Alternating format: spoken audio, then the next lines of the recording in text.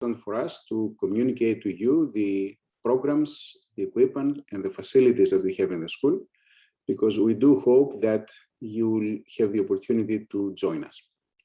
The School of Engineering and Digital Sciences is one of the two largest schools at Azerbaija University. We offer a variety of programs in the BS, the master's level, and the PhD level.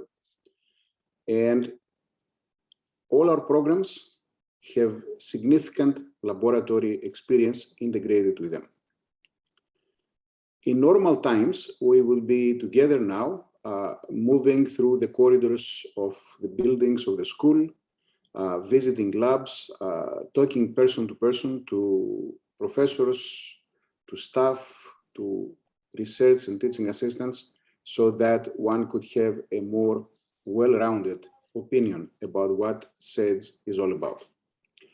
Unfortunately, this pandemic has complicated things. And the university currently, this semester, is operating in what we call a high flex mode. That means that certain things are happening online, while other things are going on in person. Let me explain that throughout the pandemic, research and laboratories at Azerbaija University, and specifically at SEDS, have not stopped working. Of course, there are rules. People have to be vaccinated, they have to be tested. There is a very well-defined schedule so that we don't have too many people at the same time in the same small space. But all our research laboratories have been continuing like normal. Our graduate students at the MS and the PhD level are able to go to the lab and do their research. And also those of our undergraduate students that have research projects, thesis projects, capstone projects also have the opportunity to be in the labs. And even more so, those of our undergraduate students that are involved in the research grants and programs of our professors, they also were given the opportunity to participate in the labs. So that part is taking place normally, but unfortunately we still cannot have you into the classrooms because those will be large groups and it will be very difficult for us under current pandemic conditions to make sure that everybody is safe. We do expect, of course, that this will change soon. In the spring semester, we will start having a number of our classes also offered in person. And we fully expect that by the time you will join us next summer, we will be back to our normal operation. But still, we have a very important task today. We have to introduce you to who we are and what we do. And our team has prepared a very interesting experience for you to make up for the difficulty in having you visit us in person.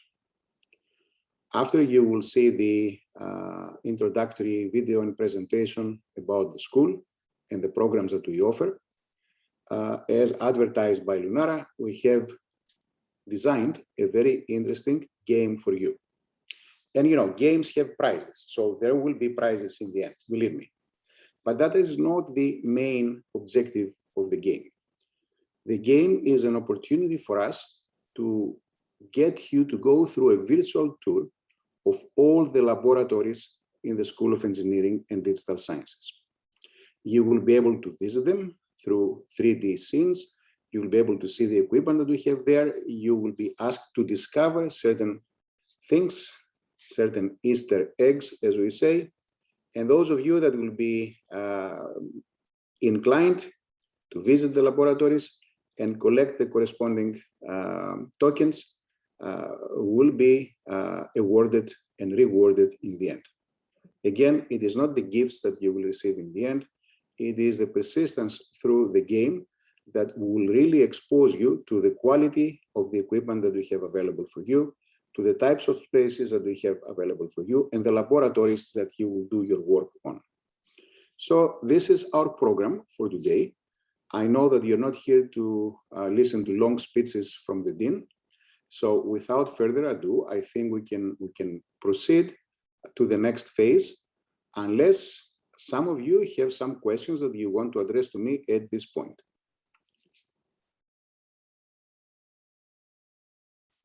Please raise your virtual hand and ask a question if you so wish.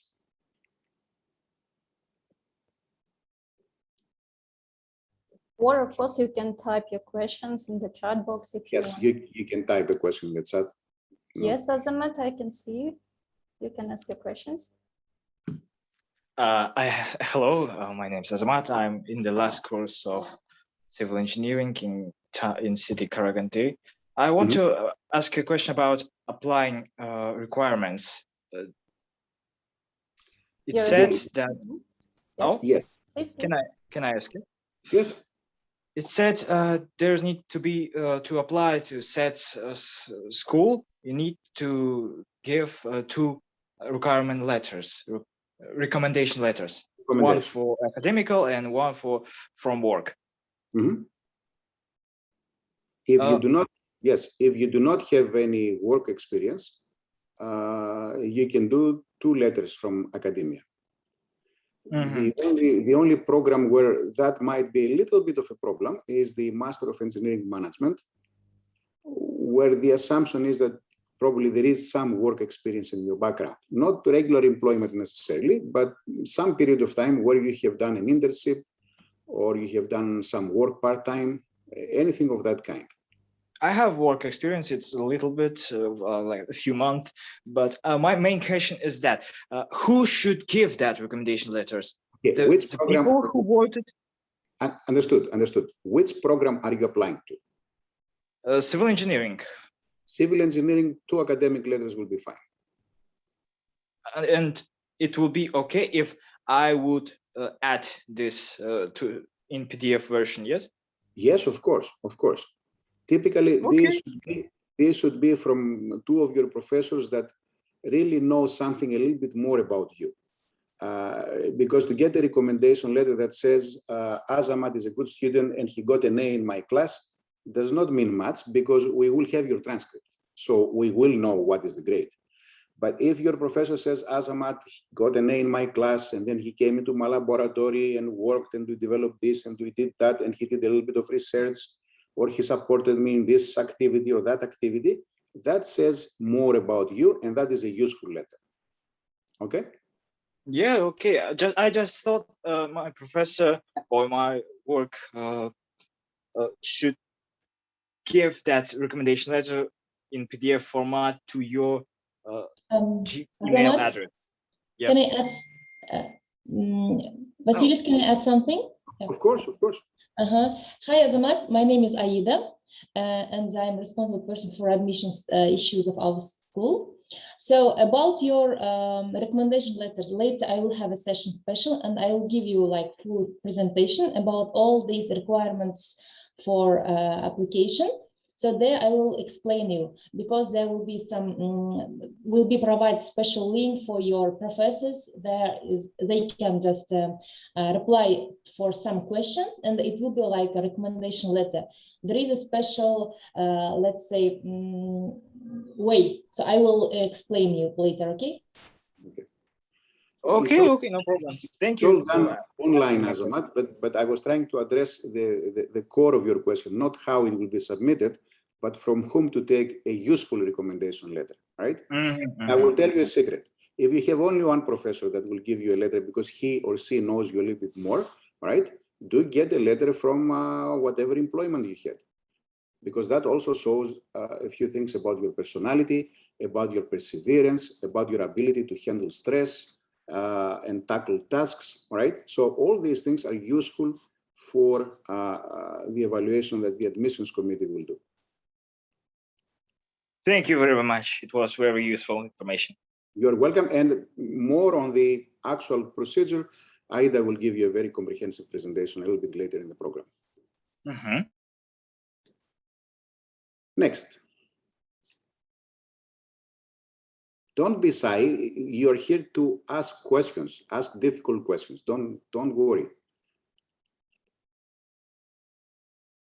I know it's a little bit early in the program today because we have not really presented a lot.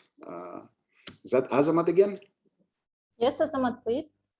Okay. I'm sorry. Now I'm currently working in проектing фирма, проектировочная фирма. Okay. And I trying to make a BIM system in Revit. Also, I saw this program in civil engineering programs list, BIM systems. I want to ask about this program. What will professor do? What will they teach? You're talking about the engineering management program?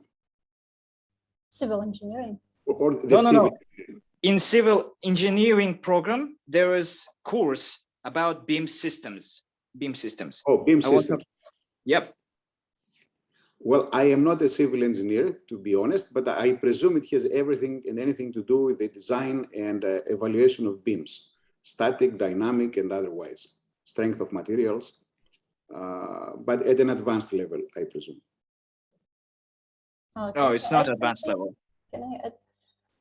Dear Azamat, I would like to advise you to get the more specific information about this course. You can write an email to our professors. They are very open to answer this kind of questions. They will give you the full answer. If you want to just, I will write to your to the chat box to you the email of the head of this department. I think it will be useful for you and more specific and detailed information. Thank you very much again. You're welcome. Any other questions, or should we proceed with the presentation?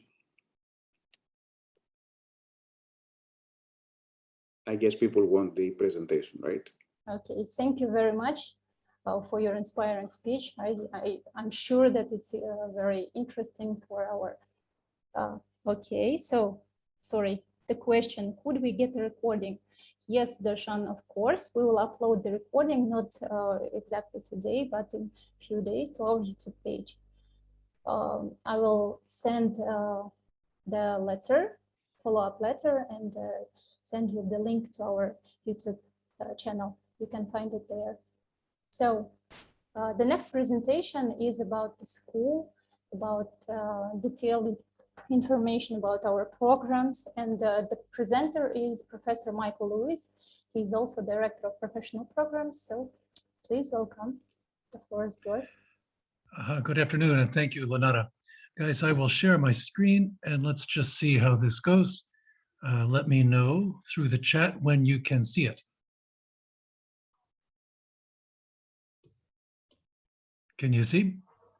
Yes, we can see a presentation. Great, great. Now let me run the slideshow, and we shall get started. Guys, my name is Michael Lewis. I'm an associate professor in the Department of Computer Science. I'm a member of our school. I'm very proud of our school and our university. And what I'd like to do today is, as Dean Thanasis has mentioned, we want to try to give you a sense of why we're here and why we think you should come here. We believe we have competitive programs, the best in the country, based on international best practices. And I'm going to try to explain a little bit about the how and the why. So I'll give you the official presentation, and then our ladies have also given me the freedom to give you a few additional slides to try to give you a sense of what we do. So we'll talk about the formal programs, and then we'll talk about some of our activities. Along the way, you can send your questions to the chat. We'll try to monitor as we go, and then at the end, will be some time for the questions. So as we go forward, this is our quick overview. As you know from your presentation classes, we should start with some kind of agenda. So we'll give you some background information, some more detailed information, more details about the programs and some of the activities, and then we'll conclude with the contact information. And as the Dean has mentioned, whatever you cannot get today in terms of information, you can follow up. We have a very professional group of people who are there to provide with this information, and we can also put you in direct contact with the chairs of the departments or programs in which you have an interest. Okay, so our School of Engineering and Digital Sciences is relatively new, but not that new. It was created in 2018 as part of what we saw as a trend towards interdisciplinary work, that digital sciences were really beginning to permeate and interact with every discipline. So under our university's leadership and the stewardship of our dean, we tried to create a program that allowed synergies across these disciplines. It might be interesting for you to know that we were doing this at the same time that MIT, for example, was trying to introduce a new structure as well to try to achieve similar outcomes. We believe that this does give us an advantage, and we think it positions us as an innovator in these disciplines. In fact, the work of our bachelor students and our graduate students, it's not strictly in one field. In many cases, you can do work that involves topics and subjects, faculty, and laboratory facilities across more than one department. Okay, we think we have some of the best laboratories, not just in the country, but in the region, and you'll have a chance to tour them in 3D a little bit later. I want to emphasize that we have a very large faculty, over 100 faculty, the vast majority of which, I think all but one, have PhDs from some of the world's leading universities. And this is important. The vast majority are international. I think that our faculty now come from more than 50 or 55 countries. We have been recruiting for 10 years, and every year we've been aggressively recruiting worldwide. I think there's no university in the world that has interviewed and hired as many faculty as Nazarbayev University. As the dean mentioned, we're one of the top 2 schools in the university. We have a large group of bachelor students, either in Bachelor of Engineering or Bachelor of Science. You'll see the list of programs in just a moment. We have over 200 master's students and over 100 doctoral students. This number will increase. Our mandate from the government is to serve as the national research university. So first we built our undergraduate programs, and then we built out very comprehensive and strong graduate programs. And our goal now is to increase the size and the impact of those graduate programs. I mentioned this in passing, that when we started, we were a unique project in the world. The World Bank did a survey, a white paper, and when they did this assessment, they had the goal of how do we create a world-class research university? And they came to a startling conclusion. Rather than giving more money to Oxford or Cambridge or Harvard or MIT, they felt it would be better to build a university from scratch. And NU is the only university. Kazakhstan is the only country to embrace this idea and to comprehensively implement it.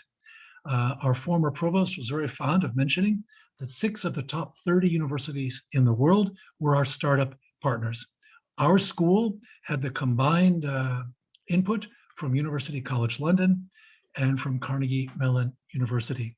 Now, at the moment, we are independent. These were startup partners. In fact, now we have a much greater list of partners because we collaborate. We collaborate in our research and our educational exchange programs on a regular basis. And we'll show you some examples of this later. But I'm quite proud of this fact. We did not start from zero. We had a head start because we had guidance from some of the world's top universities. I mentioned our undergraduate programs. We have engineering and Bachelor of Science, and you can see the list. In fact, you'll see this list repeated. Chemical and Materials Engineering, Civil and Environmental, Computer Science, Electrical and Computer Engineering, Mechanical and Aerospace, Robotics and Mechatronics. One thing I will mention here is that there's a lot of overlap amongst these programs with our faculty and our students. I'll also point out this program in robotics is highly unusual. Very few bachelor programs in the world exist in this area. We have this program because of our founding partnership with Carnegie Mellon. But you will find that digitization and digital sciences and data science effectively permeate all of these programs. We have a high utilization of computational sciences. All of these, to me, are overlapping, and in some cases, they are synonyms. So you will see that our computational resources serve as a fundamental component of the laboratory experiences of virtually all of these departments. So just as you see these bachelor programs, you'll see a corresponding and slightly longer list of master programs. Here we include some specializations that align with the Republic of Kazakhstan national development objectives. So we have a few additional programs such as biomedical engineering and data science, which we developed in consultation with the government and the Ministry of Digital Development and some of the world's leading programs in data science. And I'll show you some slides on this later. We also have a very unusual program, one of our most popular. It's the Master of Engineering Management, which tries to provide a hybrid of technical and business and managerial skills so that we can prepare people who understand how to develop and oversee technical projects. After all, every business now is to some extent digitized. So you need to have some capability of managing technical projects and technical people. So this program is a collaborative program with our school and the School of Business to try to prepare our students for the next generation of industry. You can see many examples. You'll see more here. Again, we're a research university. By definition, the pinnacle of research is the PhD degree program. So for those of you who are interested in more than just a professional degree or a professional master's, this is one of the strengths of our university. Again, because we have virtually all of our faculty members, they are research active with active publication profiles, publishing in some of the world's top journals and conferences. So too, our students are involved in the research labs, in the research development, in the preparation of those papers and presentations, and they serve as co-authors in many cases. Hundreds of students every year are the co-authors of our faculty in these journals and conferences. Again, we talk a lot about our labs. We've invested a great deal of time, energy, and money in these labs, in the creation of these labs, and the provision of hands-on experience for you. One thing we noticed in visiting the various high schools and universities around the country, and we have visited 50 or 60 at least firsthand, is we noticed that many of the laboratories had limited equipment, and often the laboratories were what we call demonstration labs, such that the students might get to see the experiment, but they didn't get to conduct the experiment themselves. We believe very firmly in hands-on experience.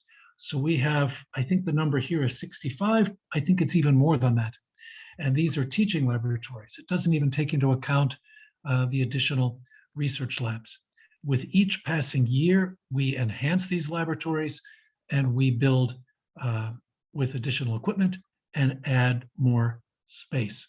I think we have the most space devoted to technical laboratories and research than any other university in the country, and I think in the region. Here's a few pictures. I won't spend much time here because you'll see much better examples later. I share the dean's sentiment. I wish we could walk through these labs with you. At some point, perhaps in the spring, you'll have a chance to visit the campus and see these for yourselves in the departments and the disciplines in which you have the greatest interest. But I'm partly showing you these pictures to tell you that it's really true. This equipment is not just random images from the internet. These are shots from our own laboratories. The students and their families often ask about exchange programs and their opportunity to work outside of our classroom. And I want to mention, of course, we have a very active summer school program. That summer program includes exchanges with other Kazakh universities, other regional universities, European, Asian, and American. In fact, that bottom bullet point, we have extremely robust academic mobility programs. Every year, we're sending students to these other countries, to the other labs, because we have a wide-ranging collaboration network.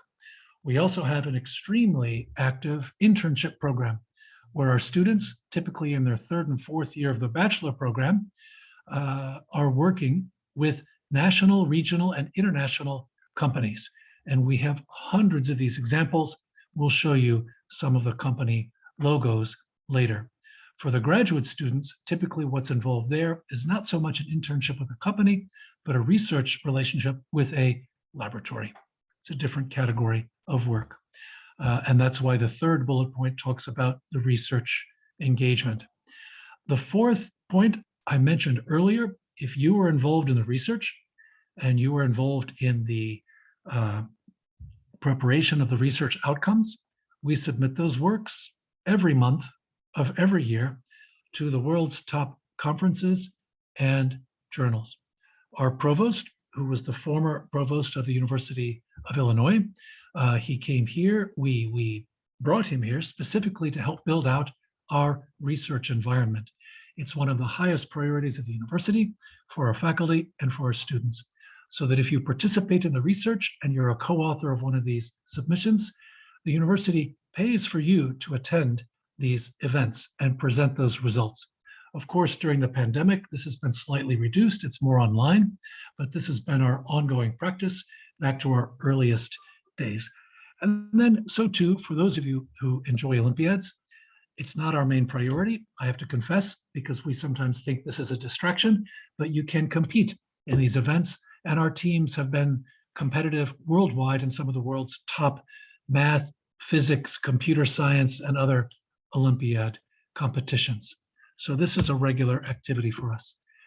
I won't read these to you. We have lots of group activities, lots of competitive activities. Kazakh students are competitive.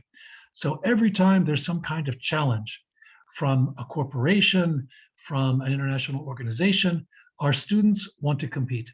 And we have a long list of participation of NU teams in these competitions and succeeding, either winning prizes, gold medals, silver medals, bronze medals, startup funding, recognition. It's just across the board. And we do it, again, within the country, within the region, and globally, because our teams are competitive. And so, again, there are many of these on our website. And I encourage you to visit the university website, the school website, and the department website so that you could read more about these activities firsthand. Sometimes they're done within the courses, sometimes they're done as part of student club activities or as part of the professional societies, because our students have their own chapters of the professional societies, such as the IEEE and the ACM and many others. I'll mention them momentarily. We have success stories, hundreds of them. We have many graduates. Our graduates go on to some of the world's best graduate programs around the country, region, and world, but also in companies. So again, I won't read these to you. You can browse these and find them online. But one by one, you could see that the preparation that these students had allowed them to succeed, not just here, but on a global standard. This is something we emphasize a lot. Our curriculum, our programs, our departments, our faculty are all competitive worldwide. We align with the best guidance of the curriculum and with the quality assurance guidelines around the globe. These are practiced on a regular basis. So to here we see from several years ago, all these guys are active in PhD programs in the US. Again, there are hundreds of such examples. This is just a representative set. You're going to see a lot of pictures of female students, not because they're good girls or they're pretty or anything, they might be, but it's because they're smart and they're accomplished. Do you know, in the United States, they struggle to get women into engineering and science. Here we do not. Our women are remarkably competitive, and you're going to see more examples like this one. It is something quite astonishing. The National Science Foundation in America spends lots of money trying to investigate how to get more women into these fields. We don't have to do that. They do it on their own. I mentioned some companies that hire our graduates. Here is a sample, and there are more, of course, many, many more. We have a career and advising center whose job it is to maintain relations with the companies, and we run regular outreach programs such that we have jobs fairs and internship, like a whole database of these opportunities. So too, for the graduate programs, if you continue your graduate studies for a master's or PhD, our students are in all of these universities and more and more.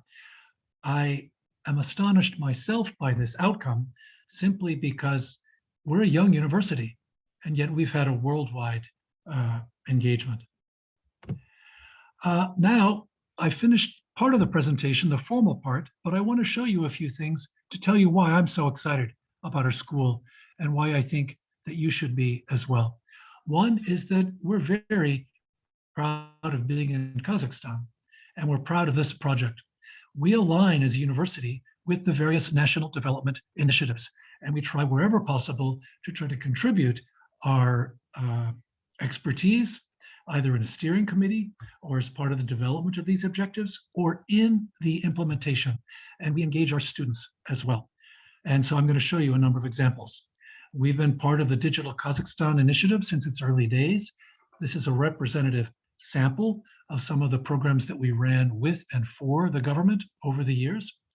These we conducted at NU, but also we broadcast them all over the country. So we did web simulcasts of these with simultaneous translation, such that we could help raise the understanding level and consider how these technologies could improve education, healthcare, and so on for the whole country, not just one or two big cities, but even in the remote regions. Imagine, if you will, healthcare, where in every remote region, there could be an imaging clinic where you could take diagnostic images like an X-ray, and we could use artificial intelligence to help determine whether there's a problem or not. I'll show you some of these examples. We do that research now in our labs. We partnered with the World Bank to launch their white paper on data-driven development because we believe quite firmly in this concept that we should be able to justify what we do and how we do it in terms of development initiatives. This was done right here on our campus, the worldwide launch of their initiative. This was the dean of Stanford University Engineering program, came to our campus and ran a week-long program in data science for the whole university, for economics, for math, for physics, for computer science, all of these disciplines. Do you know who organized this event? Our women's group of the ACM chapter. The ACM, Nazarbayev University Women's Chapter, wrote to Dr. Whittam, invited her to come, she agreed. Amazing. This was the fourth day of the workshop on a Saturday. Look at these students from every discipline coming in to work on this initiative. This was something really quite remarkable. We have a bunch of areas. I'm a computer scientist, I'm a data scientist, I'm the coordinator of our new Master's in Data Science program. So I'm emphasizing these because I know them best. The samples that I'm showing you now would be true across all of our disciplines. I'm just trying to give you a sense of them. You could visit the department websites to get similar examples from the other departments. Dr. Sterling is a specialist, big data and data mining. We have courses, programs, and projects and research in this area. Sensor networks and the related technologies, just fantastic. The chair of our computer science department is a world-renowned specialist in this field. His students publish every semester papers on this subject. Just a moment. We apply artificial intelligence in disciplines throughout the university, even in the humanities. Because as you know, I mentioned computational sciences are everywhere. So too is the application of digital sciences and data sciences. We could distinguish them, but let's just consider them part of a whole. We could do Venn diagrams where there's a great deal of overlap. Dr. Temizer is doing applied research on machine learning and AI to improve agricultural output. Another example, it's not just in our school. You might recognize this guy on the screen. I agree with this. I think the intersection of biology and technology will be one of the great application areas for this generation, but it's bigger than that. It's biology, it's medicine, it's chemistry, it's biomedical engineering, it's computer science, it's autonomous systems. I mean, all of this, it's a very rich area. The guy you see on the left is the chair of our Department of Biology. We work with him closely. He was actually one of our founding faculty members with the School of Engineering and Digital Sciences program in data science. Here we have Dr. Fati, who does medical imaging. We mentioned this earlier. This is work that his students, both undergraduate and masters, are doing. This is an image from one of our own clinics at the University Medical Center. What we're looking for here are tumors. It turns out AI can do a better job of identifying anomalies in medical images than humans, because the AI is taking the experience of all prior cases, not just a few examples from the experience of a single doctor. Here we have, again, machine learning. This was an application for machine learning to recognize automatically sign language. This is something quite remarkable.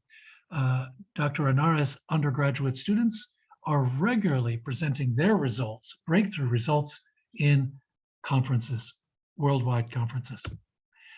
This young man on the left is the head of our Department of Robotics. He's also the director of the Institute of Smart Systems and AI. We were mandated by El Basi to create a center of excellence in artificial intelligence on the premises of NU with our capabilities. We built this based on the expertise of many faculty and many students. It's now the leading research institute in the country with one of the highest rates of research output of publications.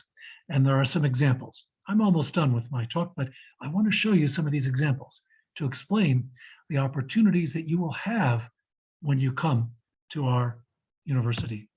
This is really interesting for me. Recently, there was no support for Kazakh online. Very, very, very little.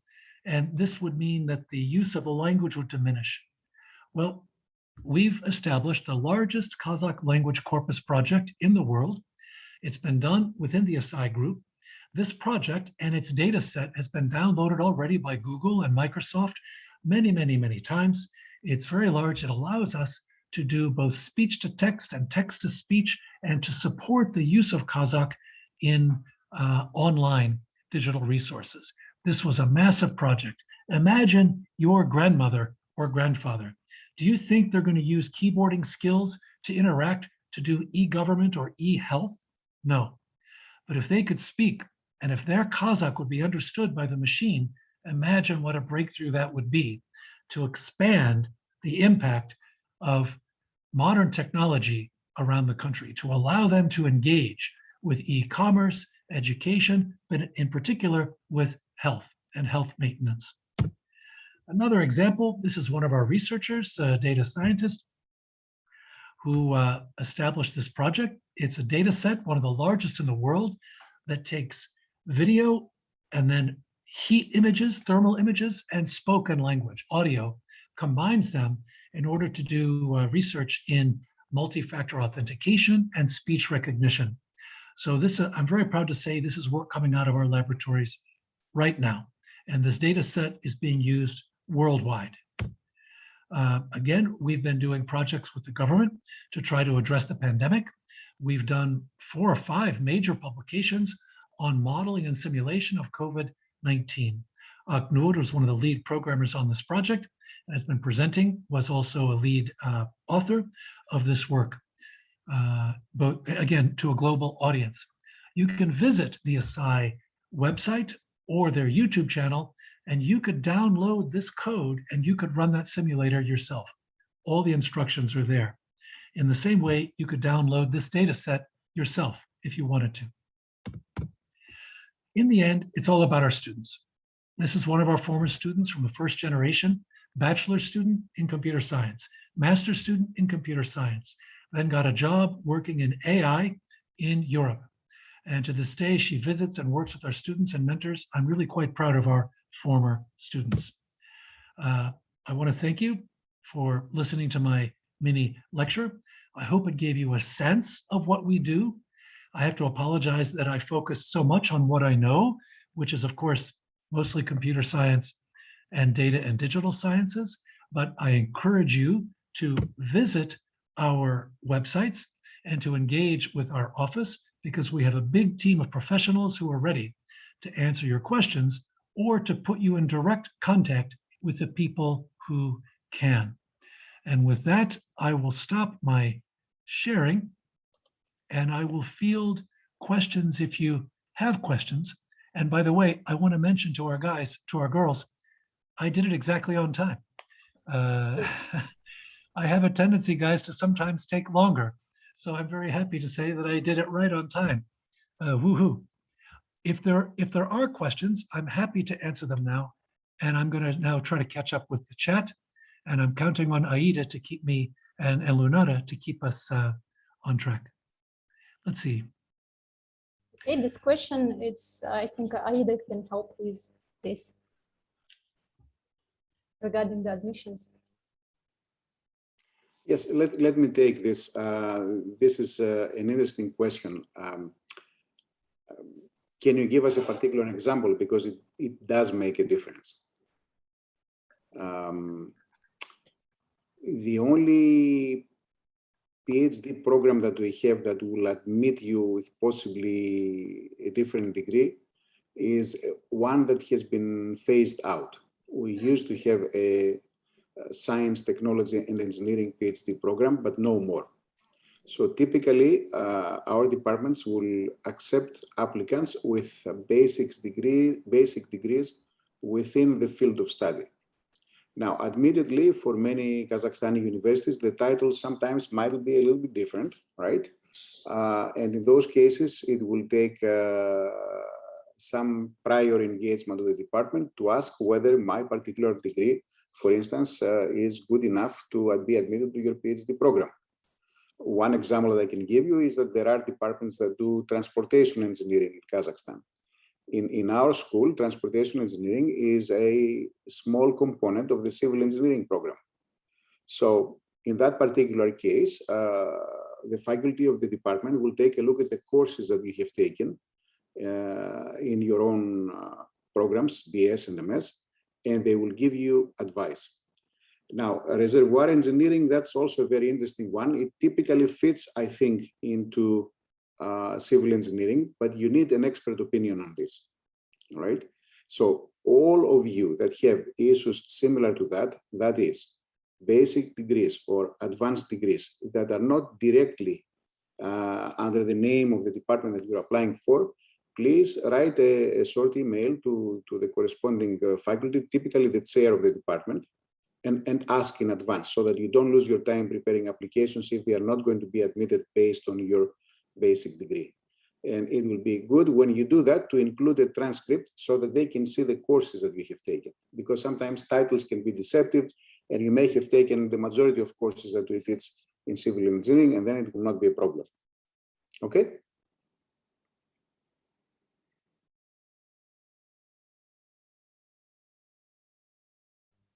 So regarding the question about the emails of our faculty members, you can visit our website. We have the special section, the faculty members, where you can find all of them.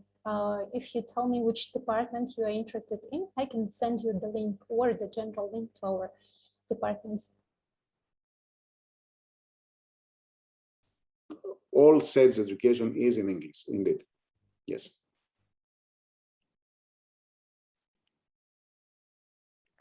That does not mean that many of our faculty, research assistants, laboratory assistants do not speak Russian or Kazakh, but the program officially is an English language program. And that is the language that we are using for everything. Well, Nara, I guess we missed one question here. How we get this literature, and we buy this literature, we need your book. I guess this is for Michael for your presentation. I'm not sure of the book, but most of the literature is available online, either descriptions of the departments or the handbooks of the departments. The admissions materials are a separate link, but again, all of that is available online. If there's a specific document that you're asking about, you can send me a direct message and I'll try to track it down for you.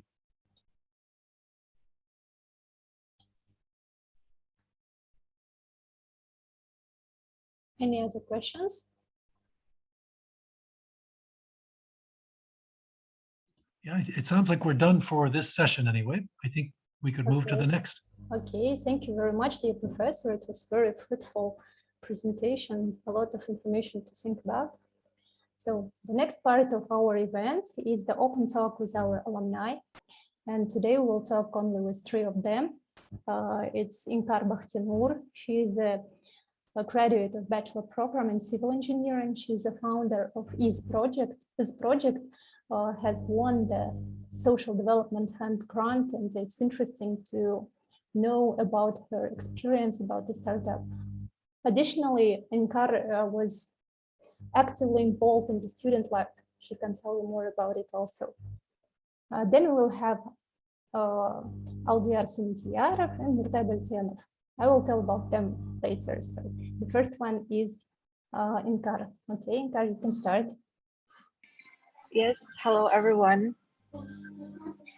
I have a presentation, so I may start with that. But before that, I would like to ask, can you hear me well? Yes? Okay. And now you can see my presentation, I assume. Yeah, thank you. Hello, all of you. Welcome to the School of Engineering and the Digital Sciences Open House Day. My name is Inkar, and as Lunara has mentioned, I'm the graduate of this school this year, this summer, actually.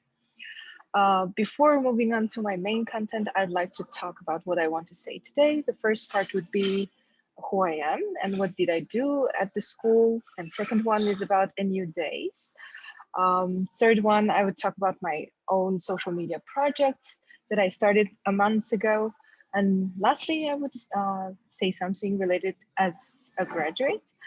Yeah, so let's start. So this is me. On the left side, you could see me as a freshman, and on the right side, you'd see me as a senior. So this is how I changed during my days at NU. So talking a little bit about my background is that I studied in China. I was born and raised in China from 1st to 9th grades. And then during 10th grades, I moved to Akhtebe, Kazakhstan, and I attended an ordinary school, not a talented, gifted student school. And then after that, I came to NUFIB programs in 2016 and 17, where I chose physics direction at that time, but now it's no longer the same. And then after that, during that year, I had some time thinking about whether I want to go to social sciences or go to engineering. Then I chose civil engineering as a result, and I got enrolled as a freshman in 2017, and then I graduated this year. Apart from that, I was also, as Lunara mentioned, was very active in my student life, and this summer I also got to attend Susi Women's Leadership from the US Department of State, and I attended online. So it happened in the Green River College. That one was like one of the 4 undergraduate female students in Kazakhstan. So it was quite a competition as well. So apart from that, I'd like to talk about my work. So I interned in BI Group. I also worked in international projects for the student conference, which is called Harvard College Project for Asia and International Relations. So there we worked with Harvard students as well in both 2019 and 2021.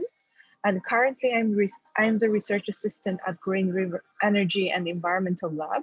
I got into this position in the beginning of 2020, and I'm working until now. with Professor Wujin Lee in Civil and Environmental Engineering Department. Apart from that, I did somehow volunteering work inside Kazakhstan, outside it. I went to Egypt, Nepal. Yeah, so that kind of community service was also, I think, one of the labels that can be that can use to describe me. Yeah, so that's basically about me as a graduate of NU.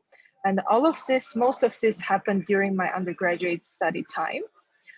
So I think I spent it quite productively. So talking about my days at NU, I think I could use 3 S's to describe that. The first one is definitely study. Yeah, so at Nazarbayev University, you got to study, study, and study. I heard about this, like some of the advices from the seniors when I was a freshman, and they were also saying the same thing, like the priority is always study. Let it be online or offline. And then the second one, I think it's about self-improvement, and I think that matters a lot. And it's through the courses we're taking in the school, through the social life we have at the university. You know that everyone would talk about how the NU student clubs are interesting. Yes. And then here you could find a lot of chances to have both hard and soft skills development throughout your journey at Nazarbayev University. And lastly, I think for every person in their college days, they would definitely have social life. And from this social life, you would get to know a lot of people. And those people, I think, was one of the most valuable things I received from Nazarbayev University, both in terms of my professors, my group mates, my club mates, and even those I didn't know, but I used to see on campus. Yeah, so now we're still in touch as a community. We have a new alumni union and we're actively having some events with them. So I think NU days are always very interesting, no matter whether you entered as an undergraduate, as a master's student, or as a PhD. And I could frankly say that it's probably one of the best environments in Kazakhstan for all this development taking place. Yes. Moving on, I would like to talk about my own project. It is called IS project. In Kazakh, it's Izroba. So in Kazakh, you all know the word is. It's like footprints, it's like marks by people. In this project, we're focusing on ethnic immigrant youth, which is, you know, as Oralman or Khandas, but the younger generations of them. And from this project, I wanted to empower the ethnic immigrant youth in Kazakhstan to better integrate into Kazakh society. And also, I want to build understanding among ethnic Kazakh youth from different geographical and cultural backgrounds. Let them were born and raised in Kazakhstan or somewhere else, but they could also share this mutual understanding. This project started not so long ago, actually only 1 month ago. And now we're still working on that. This is my passion project, I would say, because now I'm working as a research assistant as a full-time. And this project was something I do as a hobby, but yeah, as a professional hobby, I would say.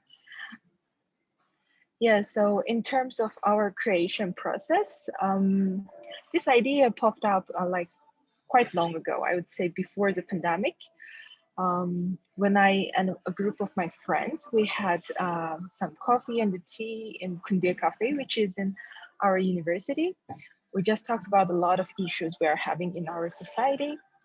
And then because of our backgrounds, my backgrounds as an Oralman or Khandas at that time, so I just got to know that there are a lot of problems that my peers are facing. Then we understand that there is a problem that needs to be solved.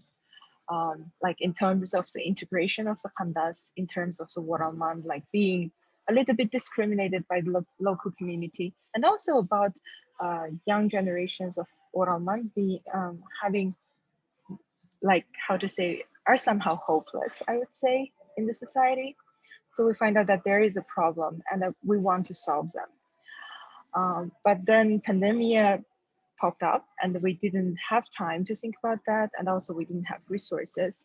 But this May, after I submitted my capstone project, I just feel like, oh, there was an idea, and I want to work on it from now on. So I started gathering resources in terms of both human, financial, and knowledge. In this period until September, I had a team. We worked on the conceptualization of this project, and we received some funding. And then we move on, and then we decided to launch the project on October 4th this year. And I had a team of 9 people. Some of them are from Kazakhstan, some of them are from China, some of them are from Mongolia. And there are not only NU students or NU graduates, but there are also some people from other universities who are interested in this idea. Yeah, and then they are divided into different parts of this project. Some of them working on the content creation, some of them are design, some of them work with manage the social media, translation, or external affairs. But here I have to how to say, make it clear that none of us are professionally who studied in this field. We all have like majors which are different from these things. Yeah, so now we're still working hard to make this project sustainable, which is expected to last until next year, and then probably think about something bigger, probably think about scaling up a bit next year. Yeah, so I hope up to now, everything was pretty much clear, like some of, just one idea popped up and then we decided to make it a reality. And there is actually quite a long time span.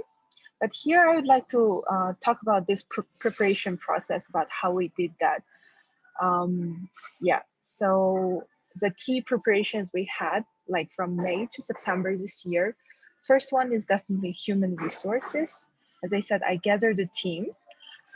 This was done through my own social media accounts, from the acquaintance of acquaintance, or in Kazakh we would say tanısın tanısı, nemesi dosumun dostu diye insafta. And then we decided to find the guest speaker for our project, and we found them from social media accounts, also from the acquaintances, and also we did a lot of readings on website to find this kind of people, which is an invaluable asset for us to interview with. Here, I'd like to mention one of the things is that we had many trials and we had many mistakes during this period, but we know that not a single project is going to run always smoothly, and then not a single person is always perfect to lead or to work on the project. But the thing is that we learn from our mistakes. We had one trial interview during this time, which we decided to discard, even though there were some money spent and also a lot of hours of working behind it, but because it didn't reach our objectives, so we decided to discard them. And now we're working on the improvement month by month and learn from the feedback. I think this is one of the things I learned quite a lot from NU, because we always had that kind of habit of giving feedback and receiving it and work on it to improve.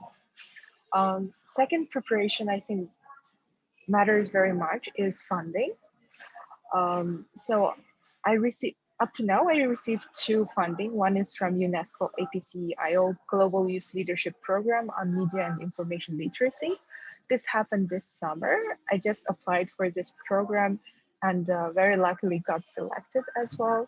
And I was the only participant from Kazakhstan there. And I think one of the first participants from the Kazakhstan there, even though we couldn't go to the South Korea this year, but still it happened online. And they announced the grant competition.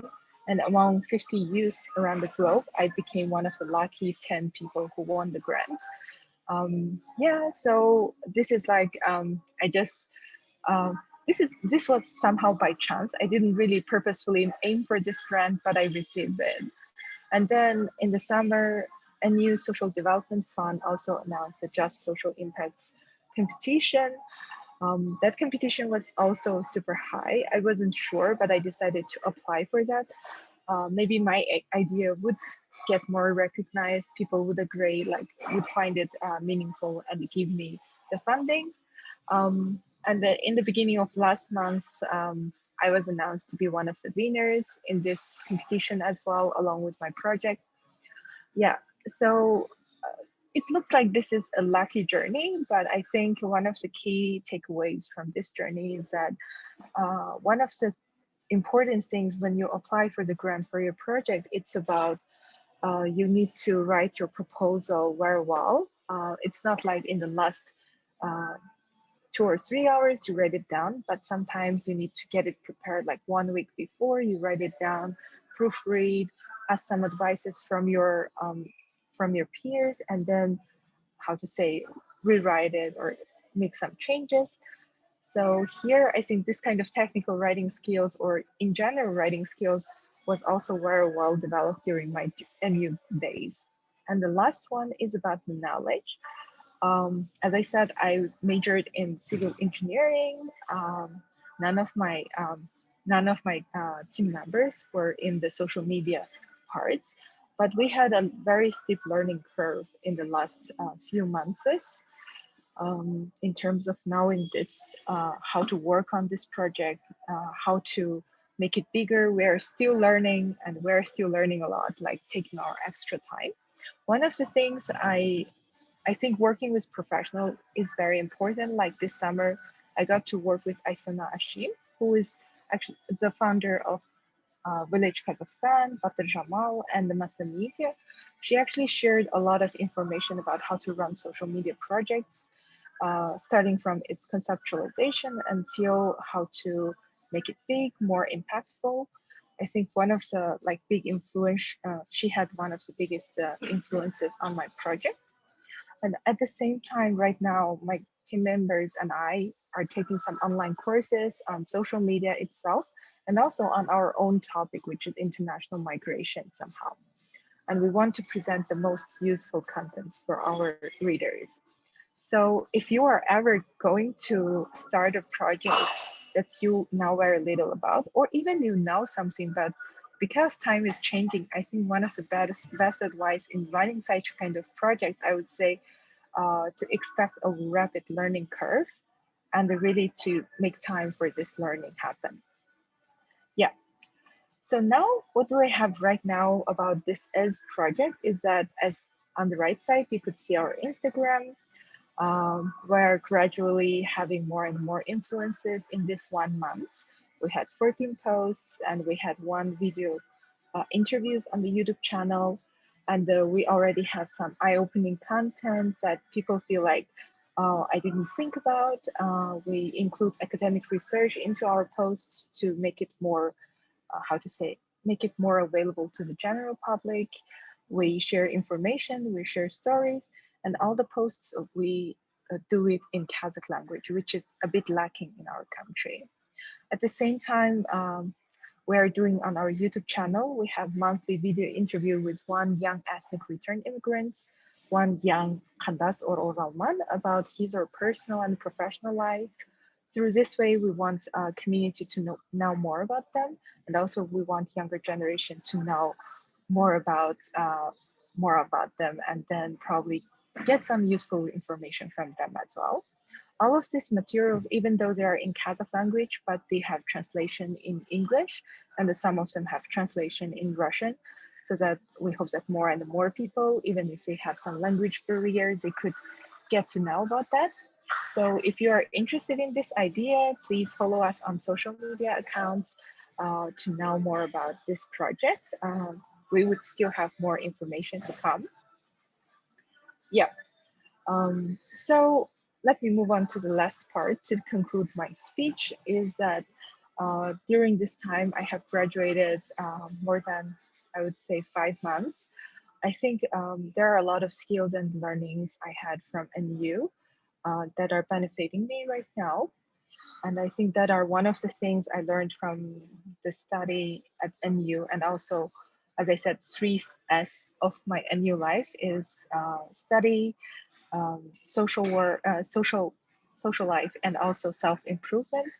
And it turned out that I get very good at 3 things. And I think if you come to NU, you would definitely learn them as well. The first one is definitely teamwork. Like we had a lot of team projects, especially in School of Engineering and Digital Sciences, which is very different from some of the other schools, I would say.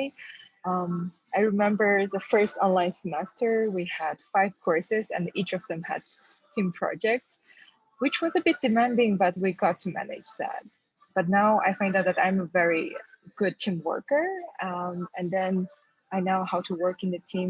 I think it definitely is positively impacting my professional career as a research assistant, because we're also preparing the publications as a small team. Yeah, so this is one of the biggest soft skill I learned from NU. The second one is stress resilience. As I said, because we had very demanding lifestyle back at then, so we had this time we need to deal with a lot of stress, but we got used to it and we got to know how to manage them. So I think that also matters a lot. Yeah, and the last one is lifelong learning. I would say that is one of the biggest habit I got to cultivate. Like I'm now learning a lot. I'm still reading academic papers, even if it's not relevant to my research. When I read something online, in order to check whether they are correct or not, I would still try to find reliable sources. So I think this is a good habit. And also I didn't stop, I wouldn't say I graduated and I would just have what I have, but I think when I got to learn something, you would find out that you have a lot of things unlearned. And then I think that is a very good habit that I got to cultivate from here. And I think these 3 things would something that I would recommend to the future prospective students to really focus on, and also to really aim for. It would help your time at the NU and also beyond. So this is the end of my presentation. If you have any questions, I'd like to answer them here, or you could contact me via my Facebook. Oh, okay, now it's Meta, Instagram, and the LinkedIn accounts, or contact me via my email. And also Instagram, you could follow me or my project. Yeah. Thank you, Inkar. Dear participants, if you have any questions, feel free to ask. You can ask a question in Russian, in Kazakh, we will help with it.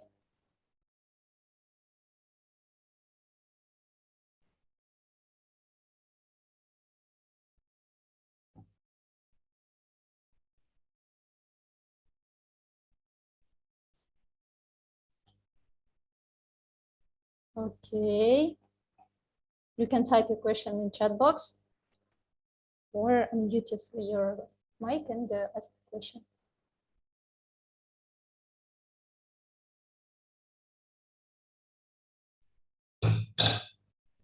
Sorry. Thank you very much, Inkar. It was really interesting to listen to your presentation, to know about your experience. It's very important. Thank you. The next speaker is Aldir Simigiara. He is a graduate of Bachelor in Electrical and Electronic Engineering program. Now this program is Electrical and Computer Engineering. Now Aldir is completing his master degree in ETH Zurich, and he also has an experience of startup. He's a founder of Corpus project. Okay, Aldir, you can start. Thank you. Thank you so much for the introduction. All right. Yeah, I'm gonna be quick, I guess. I don't want to spend a lot of time on this, but anyway, I want to first of all thank you for this opportunity. It's a great pleasure to talk in front of you and to share my experience at Nazarbayev University with you. Yeah, let me first introduce myself again. So I'm a Nazarbayev University alumni of 2020. I studied electrical engineering and I did a lot of stuff during my bachelor's, and right now I'm in Switzerland, in Zurich, studying for my master's at ETH Zurich. It's the best technical unit in Europe, in the whole Europe. So guys, listen to me, it's important. All right, yeah, I want to talk about different opportunities that Nazarbayev University can offer to its students. And I want to share my experience in these opportunities. So like, this is legit, it's working, and it's really important to follow all of them and to try all of them by yourself. So yeah, I will try to cover the topics that are student clubs and organizations and participation in different kind of events, activities, volunteering, and organizational experiences.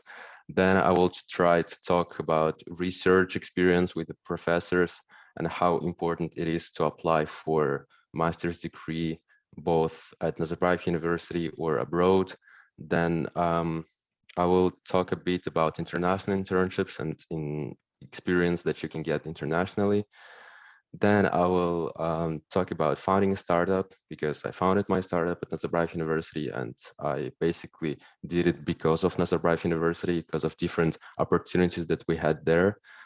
And last but not least, I will talk about applying for masters and how basically you should spend your bachelor's in order to be competitive for applying to masters in the best international universities. Yeah, let me quickly share my screen.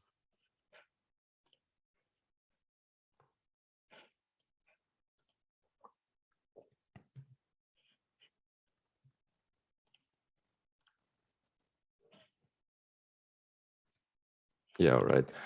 So I don't have a presentation. I would rather show you some kind of photos and explain how and explain these different opportunities that, for example, I've tried myself and you can try as well. So the first years of my bachelor's, I spent basically, I dedicated to student clubs and organizations and some kind of events and activities that are basically important for you to build the social network, to build the experience, and to develop both soft and hard skills. So in 2017, I was a member of student, how was it called? Student Council at Nazarbayev University's School of Engineering. You can see here me and Inkar as well, by the way. This picture was taken in 2017. So basically, as a student council, we were a bridge between students and professors.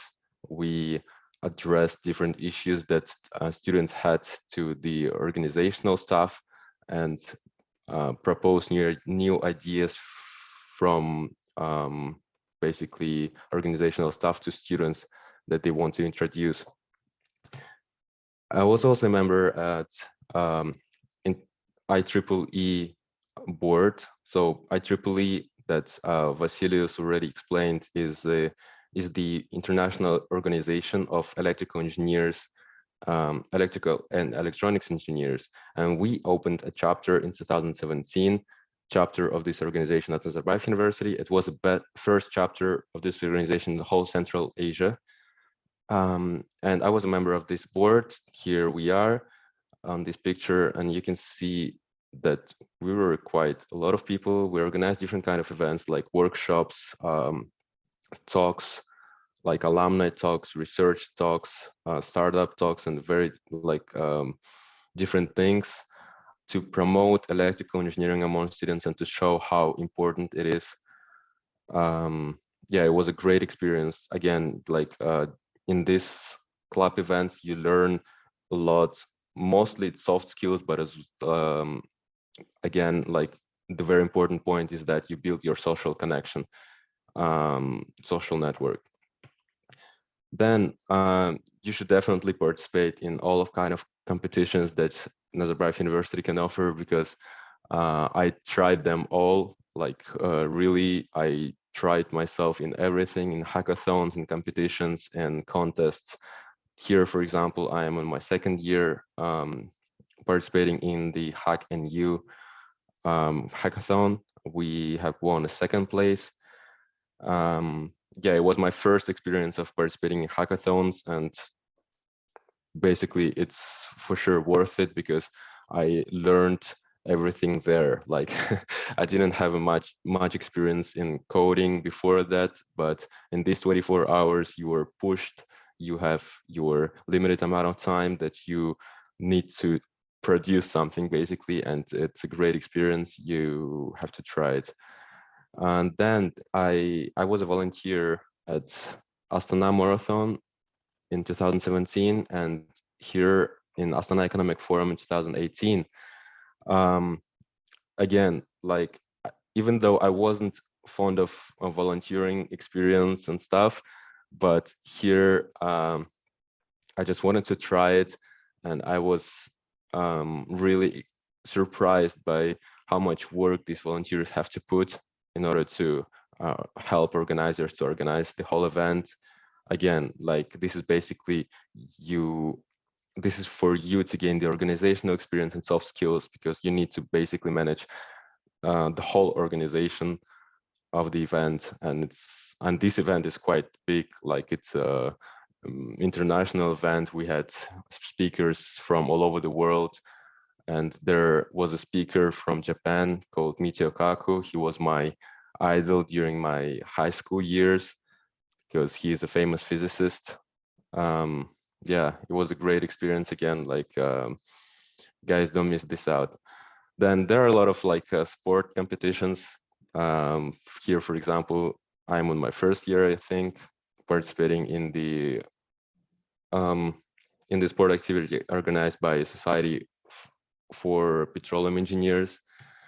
And here I'm on my second year, where Dean of School of Engineering, past Dean of School of Engineering, gives me a certificate of appreciation for being a part of Student Council and for organizing Open House Day in 2017, I guess. So yeah, I was a part of this like 4 years ago, and you can be a part of this as well. Then research experience. On my second year, I started doing research with the professor Alex Ruderman at Nazarbayev University, basically in electrical engineering department. It was, again, this is, I think, the most important point of applying abroad for best master programs abroad, because Nazarbayev University is, I think, one of the few universities in the whole world that can offer research for bachelor students. Yeah, because like the best students at Nazarbayev University, they all do research and they publish papers internationally and stuff. And when I explain this, to my friends, for example, or to other professors in Switzerland, in Germany, in the United States, all of them were very amazed, because basically none of the universities that I know can offer such opportunity for bachelor students. For example, right now at ETH Zurich, the best technical uni in Europe, research is only made for those who are studying in their masters or PhDs. So when you apply to these places and you basically tell them that you are a bachelor student and you have publications in the international research, they're like, wow, are you like are you a prodigy? Are you so gifted? How is that possible? Because they really don't understand, but it's a great opportunity, and you have to try it out. For example, this is my paper that we published on the international conference in Hungary, and this is the paper that we published on the international conference in the United States. And I did this on the second year. Then, because of this research experience, I was invited for the research internship in Germany after my second year. So I spent 2 months at the University of Hanover, Leibniz University of Hanover, basically doing research with their professors, with their staff, and learning a lot of things. So basically, guys, this research that you can do at Nazarbayev University will lead you to international experience. Then after my third year, I was selected by Nazarbayev University to go abroad to the United States and spend summer semester there, these are our group, and these are the best 3 to 4 students in each department from electrical engineering and, from School of Engineering and from School of Science and Technology. So you guys should focus on the GPA because it's really important. And if you will be among the best 3 or 4 students in your department, you'll be able to go to the United States for free. Like Azerbaija University was responsible for getting the tickets, for organizing everything, for getting visa, and it's a very cool experience. Like we spent there 2 months, and you can take courses at Azerbaija at the University at Buffalo. And again, for example, I took the course called Research Activity, and basically all I did there is, again, research with the American professor now. And I learned a lot of stuff, like huge amount of stuff. So this is the Department of Electrical Engineering at University at Buffalo. Then then I founded a startup, basically on my 3rd year at Azerbaija University, because it's a great opportunity that's like you were offered there because of different kind of events or organizations that we had. For example, I was a part of the ABC incubation, and I did it without any prior knowledge. So we just had an idea, and that's all. We didn't have any experience in entrepreneurship or how to implement this idea. But ABC incubation is a 6-month program that helped us to build this idea from scratch. And in the end, we have won. We were among the four startups that have won this program. We were offered 500,000 tenge, and we learned like a lot of stuff. So here I'm presenting my startup on the demo day after 6 months spent on working on it on ABC incubation. Then like I presented my startup on the events that in Azerbaija University Green Society organized. I think it was called Eco Talks. Here again, I'm presenting my startup. I don't know why the picture is so small, but I'm presenting my startup on the Digital Bridge Forum organized by Astana Hub. So basically, I was competing in the Astana Hub battle, and so we were among the best 100 startups in Astana. Then after that, there was one more opportunity that Azerbaija University can offer, and it was called Fostering Research and Innovation Potential, organized by Young Researchers Alliance. We have won 1 million tenge, and we had 6 months to develop our startup. We advanced a lot. It was a great opportunity. Here I'm presenting it again. It was called by the Corpus Smart Waste Management System. I haven't, I think, noticed that.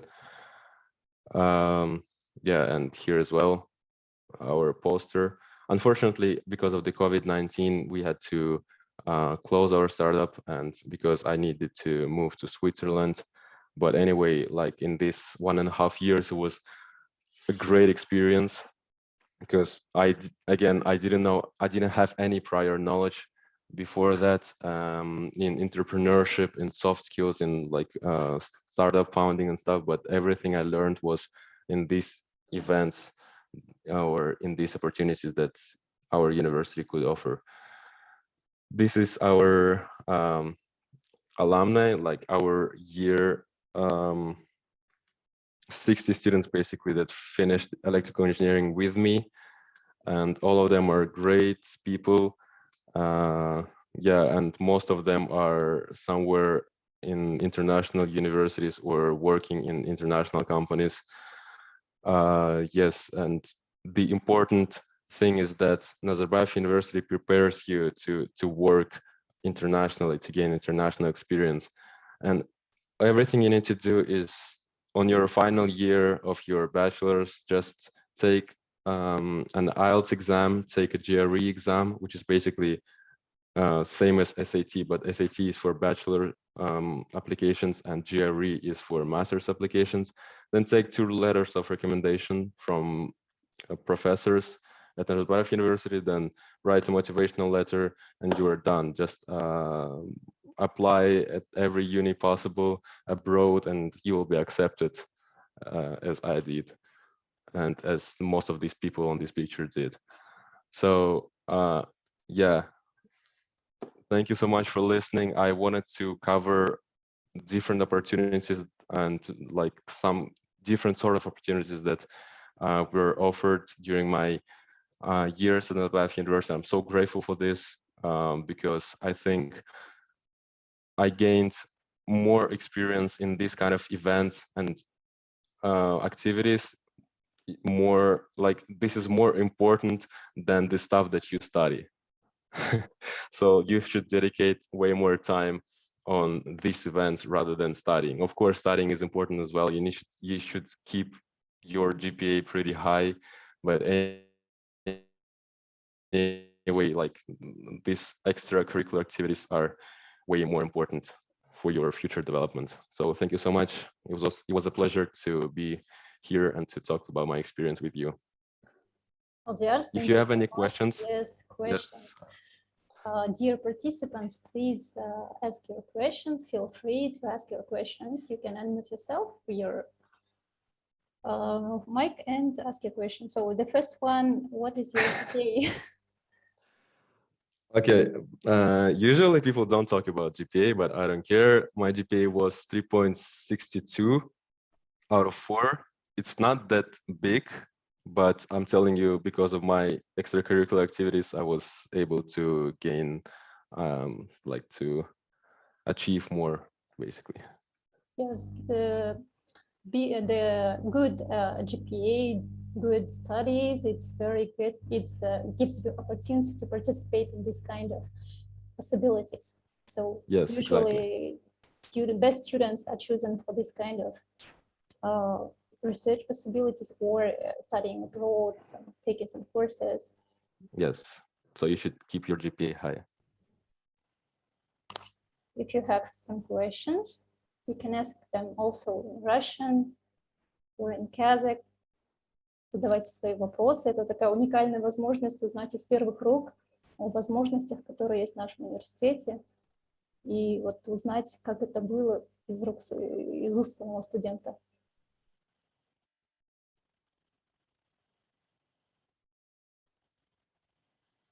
Азамат? Тут вопрос в чате. Можно, да, я задам вопрос на Ладно, русском давай. языке? Алдир. Давай. Угу. Алдир, ты сейчас являешься магистрантом или просто выпускником? Магистрантом в Швейцарии. Магистрант в Швейцарии, даже так. Хорошо. Но он выпускник программы бакалавриата, да, если что. Да. Тут вопрос в чате. What are your future career plans? Я на русском отвечу. У меня конкретных карьерных планов никогда не было, потому что участвуя во всех этих возможностях, которые есть на твоем бакалавриате, ты, по сути, узнаешь себя. То есть ты узнаешь, что тебе нравится, что ты хочешь быть предпринимателем, или ты хочешь уйти в академию, быть профессором в будущем, или ты хочешь быть инженером, или ты хочешь основать свой стартап, или, ну, в общем, очень много разных вещей есть. Поэтому, когда ты пробуешь все эти вещи на протяжении твоего бакалавриата, ты понимаешь, что тебе больше нравится. И так как я это все перепробовал, и мне все нравилось, я еще не определился. То есть тут очень много, как бы, обширный такой карьерный план, и как получится, как выстрелит, в общем. Если у меня получится предпринимательство, я стану предпринимателем. Если получится в инженерии, я стану хорошим инженером где-нибудь в международной компании. Я все еще открыт ко всем возможностям, которые я нахожу, и советую вам быть таким же.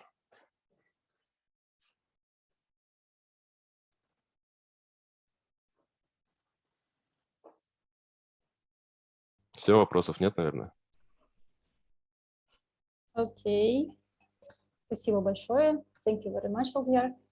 So our next speaker is a master student, graduate of the Master of Engineering Management program. This program is one of the most in high demand. So a lot of people try to apply for this major, and you have the opportunity to know more about it. And Nurtay Beltenov, he's a graduate of this program. He will tell more about his project. Nurtay, the floor is yours. Thank you, thank you. Hello, everyone. So let me share my screen.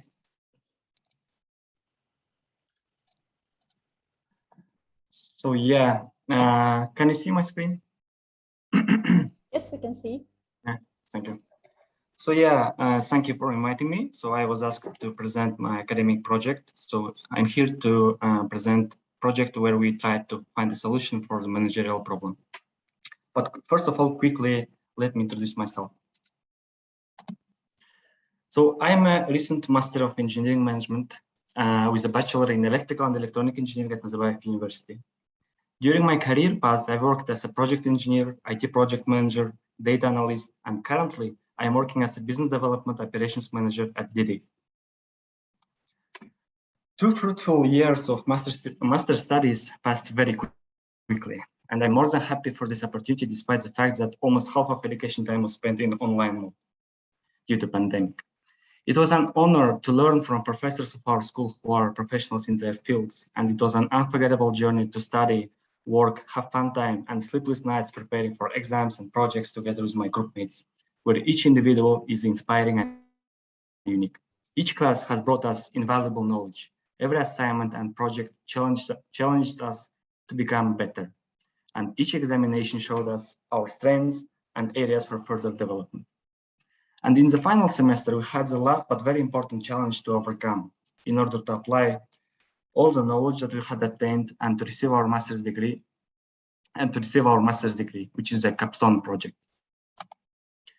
And it was an honor for me to finish my capstone project in a team of 7 individuals, me and 3 brilliant group mates under the perfect coordination of Professor Dimitris and Professor Ali from our department, with the invaluable contribution of Professor Idris from University of Stavanger of Norway. Now let me move to the presentation of the project itself, and I will start with the outline. First, I decided to focus mainly on the problem statements since the project itself is very technical. So I'll focus mainly on the problem statement and objective of the project. Afterwards, I will briefly stop on the methodology we applied and finally share the results and conclusion of our work. Now moving on to the problem statement. So what is the problem we wanted to solve? There are a lot of failures of industrial equipment happening constantly at every sphere, which leads to additional expenses, sometimes to unexpected costs and disruptions to the industry process, which could have been avoided if proper timely maintenance works were implemented. Why maintenance is so important? And the simplest answer would be because equipment fails and failure of equipment leads to additional costs. Therefore, to ensure that it keeps working, we need to do a maintenance. There are 3 main types of maintenance: corrective, which is done after the breakage; preventive maintenance, which is a standard one; and the predictive, which is the next level of maintenance. Corrective maintenance is done when it is already too late. As an example from my past experience in the defense industry, I was leading a project where we had a situation of equipment failure during a very important defense operation. We had to react as quickly as possible. Therefore, we replaced equipment with a spare one and focused on the immediate repair of failed equipment. Fortunately, we had spare equipment, but even with that, our clients lost more than 1 hour, which is a very big amount of time, especially in the defense industry. Next one is the preventive maintenance. And with the preventive maintenance, we might maintain too early before the failure. There might be an equipment part which has a fair amount of lifetime left, and it might be replaced to a new one too early, which causes additional non-necessary costs. The last one, which is the subject of the focus in our project, is the predictive maintenance, which uses data analysis tools and the techniques to detect anomalies in the operation and possible defects in equipment, so that they can be fixed before they result in failure. It uses historical and real-time data from various parts of the equipment, and with the help of machine learning algorithms, it allows to resolve problems before they happen. In other words, with predictive maintenance, we can do timely maintenance when it is most cost-effective by avoiding breakdowns and unnecessary replacements. And I want to emphasize that in the maintenance, it is very important to know when and what to maintain. And therefore, predictive maintenance is important. In our project, we are focusing on the implementation of predictive maintenance techniques on rotating equipment. And one of the main and important components for any rotational equipment or machine is well-known bearing. But why bearings are so important and appear in every rotating equipment? The answer is that it helps with reduction of friction and ensures rotation accuracy. From the images, we can see the bearing elements such as inner, outer ring, and balls, which were examined in our project during the fault detection and classification stage. Bearings can be found everywhere.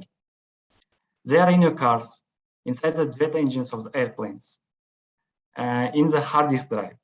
They can be found in your home appliance like washing machine, or in industry equipment like an air compressor.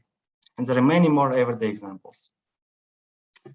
I want to note that we are working with the bearing because, relying on studies, 42% of damages in machines are related to bearing failures. Therefore, it adds high interest to study bearings for this project. However, it does not mean that our findings are only linked to the bearings. The main takeaway from this project is that the method we used can be applied on any of the components and extrapolated to the different equipment types. So here comes the main objective of our project. The main objective is to verify that machine learning and data analysis techniques are adequate for fault diagnosis, which can help to reduce costs and time losses. With this project, we are trying to move the concept of natural intelligence of human mind into the artificial intelligence of the computer through the use of machine learning algorithms. We applied two methods of machine learning, and both of them are supervised learning algorithms, which is based on two main pillars, training and testing. In other words, these models are trained and tested using historical data, and afterwards can be applied on real-time data for classification and diagnosis. Now let's quickly go through the methodology of our project. First of all, we were using vibration sensor data from two sources, University of Stavanger and Case Western Reserve University. The reason of using vibration sensor data is because in case bearing has a crack or breakage, vibration during the rotation will change respectively. We have retrieved in total almost 4 million rows of sensor data for 3 different bearing models, and from these sources. Datasets were for healthy and faulty bearings with 3 severity levels and 2 fault locations. Afterwards, we applied data preprocessing and denoising, which was followed by feature extraction in frequency and time domain. Extracted features then were ranked in terms of effectiveness in classification using ANOVA dimensionality reduction method, and were used as input for training and testing of machine learning algorithms. Finally, we compared 2 methods and discussed updated results. During the whole project work, we were using MATLAB programming language and the Microsoft Excel for data analytics purposes. So skipping the most technical part, let's straightly go to the results we have obtained. As I already mentioned before, we are testing our models for classification of healthy bearing and 6 types of faults according to location and severity. On these slides, you may observe confusion matrices for one model of bearing on both algorithms. These matrices show the accuracy of prediction output based on real target data. As an example, in the confusion matrix of SVM algorithm, we may see that 72% of healthy bearings were predicted correctly, while the other 28% was misclassified as outer ring fault with severity level 2. So according to these matrices, we may see that both models performed relatively well with accuracy of above 90%. But the fact is that RNN model has this high accuracy even with a smaller number of inputs for training, which can be clearly seen from these diagrams. So therefore, the outcome from the project results showed that machine learning algorithms are an effective approach on fault diagnosis. And in our case, the best algorithm which minimizes costs is the RNN model. Next steps for further research are analyzing other more complex machine learning algorithms and identifying the most effective one. To sum everything up, I tried to minimize the technical part as much as possible and wanted to deliver the key points of the project. As I explained before, industries need to apply predictive maintenance in order to minimize costs and to use their resources efficiently. Our team performed research on the implementation of 2 machine learning algorithms and proved that a data-driven approach is effective and has a potential for further development. And this project is one of the many projects around the world in this field. And I believe that in the near future, predictive maintenance will be adopted by the majority of industries. So we observed that using the sensor data, we can diagnose failure severity, and even to find the location of it. Imagine heavy equipment with thousands of spare parts, and think about how it will be much easier to find and resolve the failure on time with the help of predictive maintenance. Overall, it is obvious that the importance of data in the current rapidly developing world is growing fast. There's lots of data surrounding us, and it can be from sensors like in our project, or it can be from websites or applications. But without analysis, this data may be worth nothing. But data may be transformed into useful information which can help for decision making. So data is good, but analytics makes it great. That's the end of my presentation. Thank you for your attention. If you have any questions, you may ask. Thank you, Nurtai. Dear participants, if you have any questions regarding the project, or maybe this major, or Nurtai's experience during this program, you can ask. Nurtai is also graduated bachelor program in our school, so he can tell you more about it.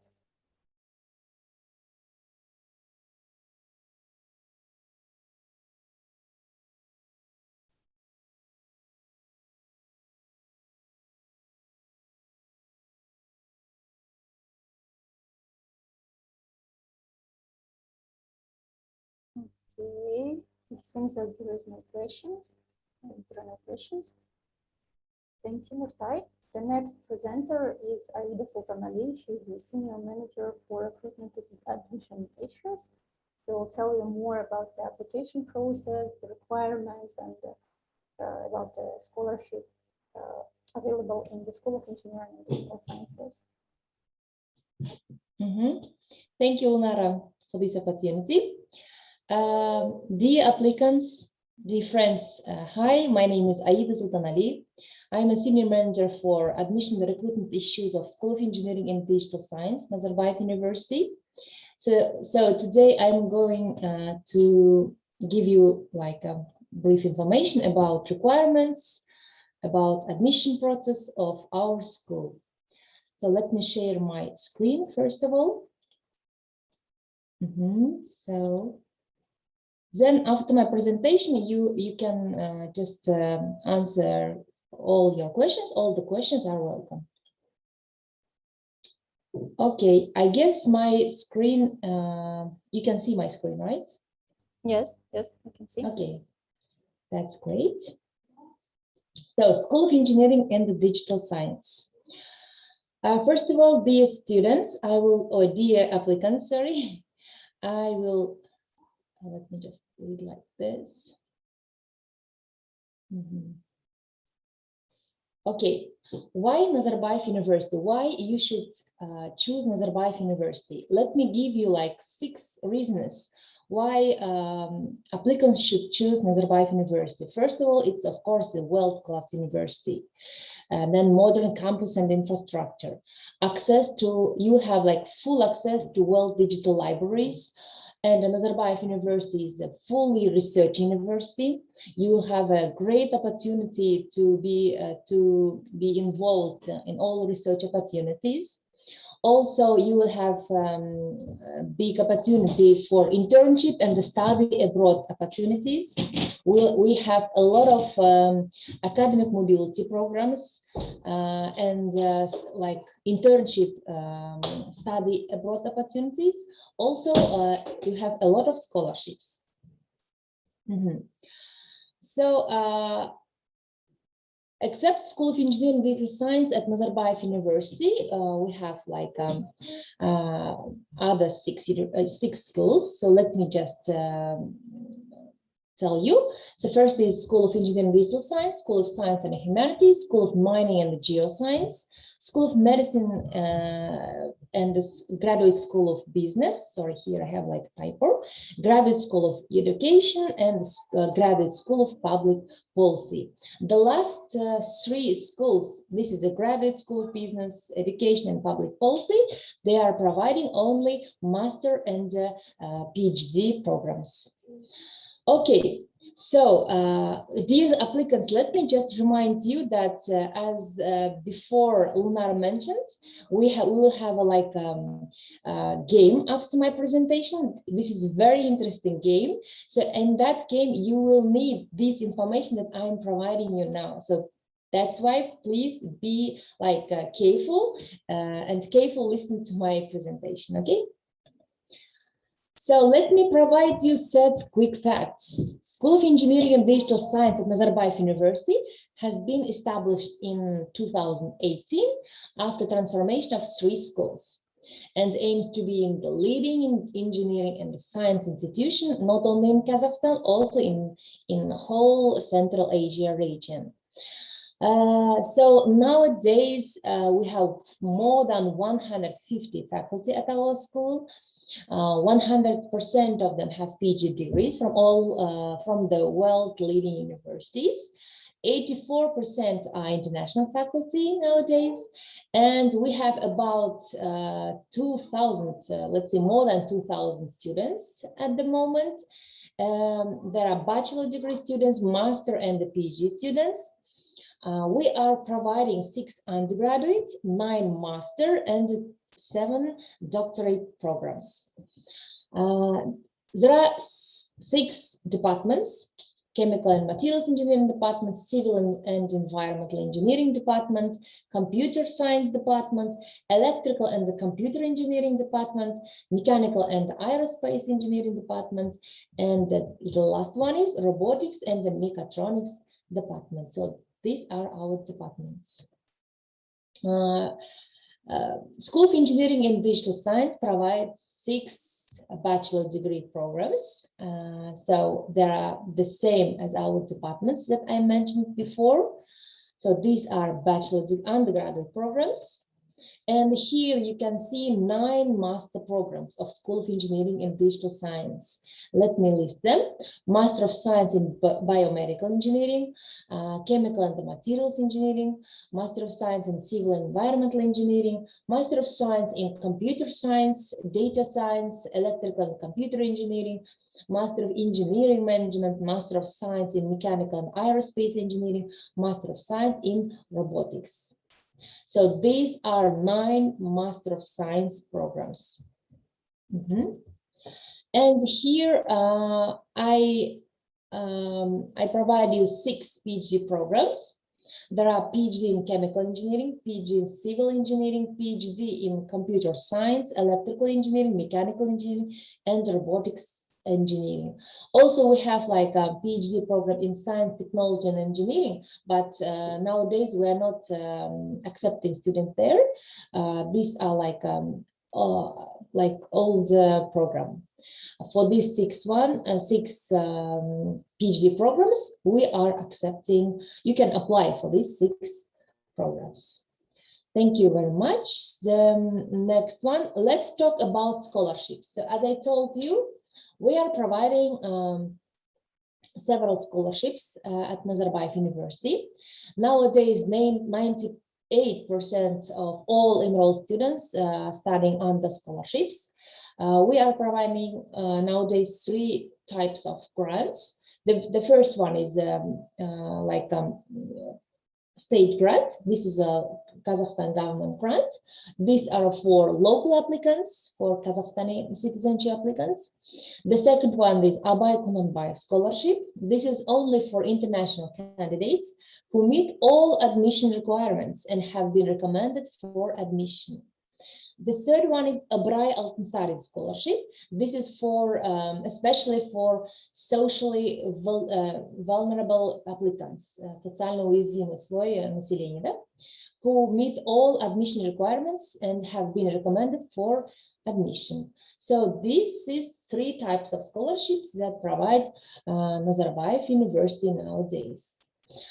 Scholarship covers the first one is tuition fee waiver, of course, then basic medical insurance, and the monthly stipend. So here you can see the amount of monthly stipend. For foundation, I just provide you here, let's say, all the programs that provide Nazarbayev University. So this is a foundation year, like undergraduate advanced scholarships. The first one is a basic, the second one's advanced. Then for 0-year program, for master program, and the master program, also more than 170,000 tenge. This is for PhD, sorry. Also for partial, we have partial scholarships based on the citizenships of international candidates. Of course, this is based on World Bank classification.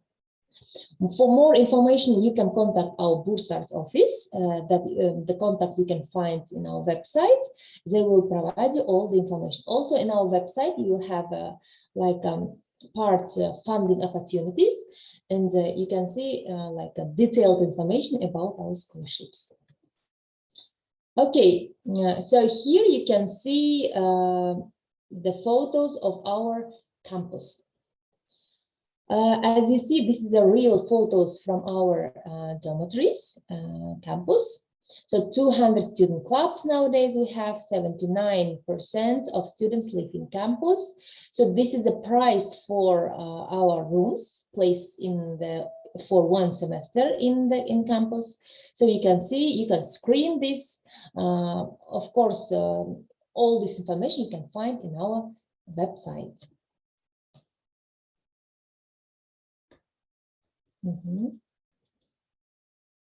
Okay, this is like deadlines for our applicants. For undergraduates, we have, as you know, from this year we have a new category. This category is called NU SEDS. This is Nazarbayev University Entrance Test category. So if you are applying by this category, you will have a special deadline. This is 6th of January 2022. Then for other foreign applicants, we have a special deadline. This is let's say some changes from this year. So for undergraduate program for foreign applicants, we have 28th of March. For KZ, for local applicants, we have 18th of April for undergraduate, but for master and the PhD, you will have exact detailed information in a few days. So if the deadlines are under approval of NU management, so you will see it in our website. So So here, how to apply, guys. So I will tell you here the steps, the stages of application.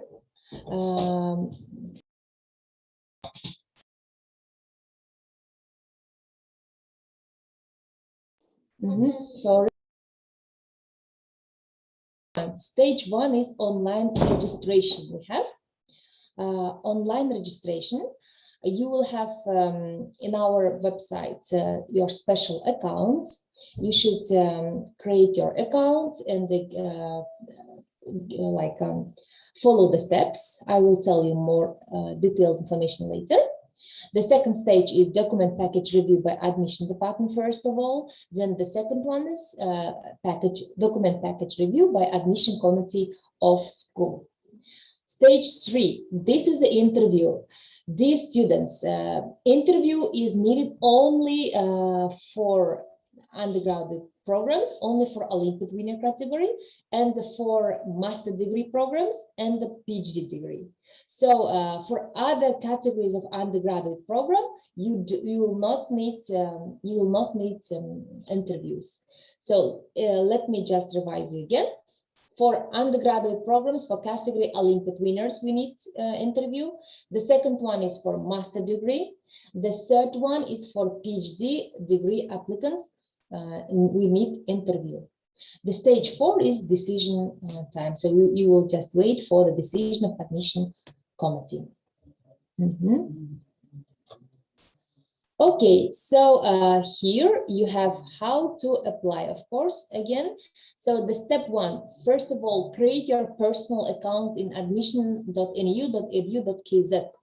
So this is your personal account to be. Then the second one, the step 2 is pay an application fee. So you will, you can see the updated information about fees, application fees in our website.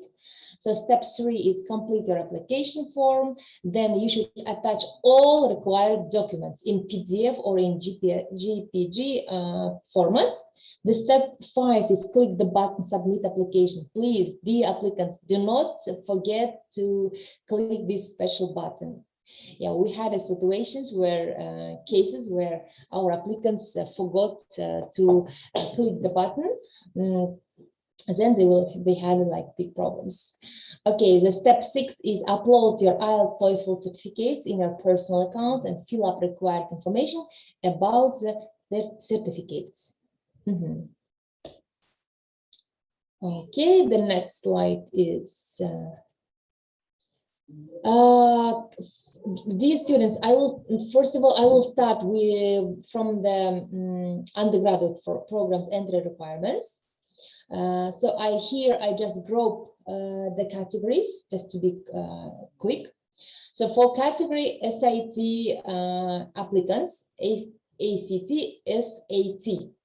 And for A-level NIS grade 12 certificate, IB diploma program, NU SEDS applicants, and the transfer students, we have we need following like minimum requirements we require. For SAT reasoning test, we need 1,214. For ACT, 27.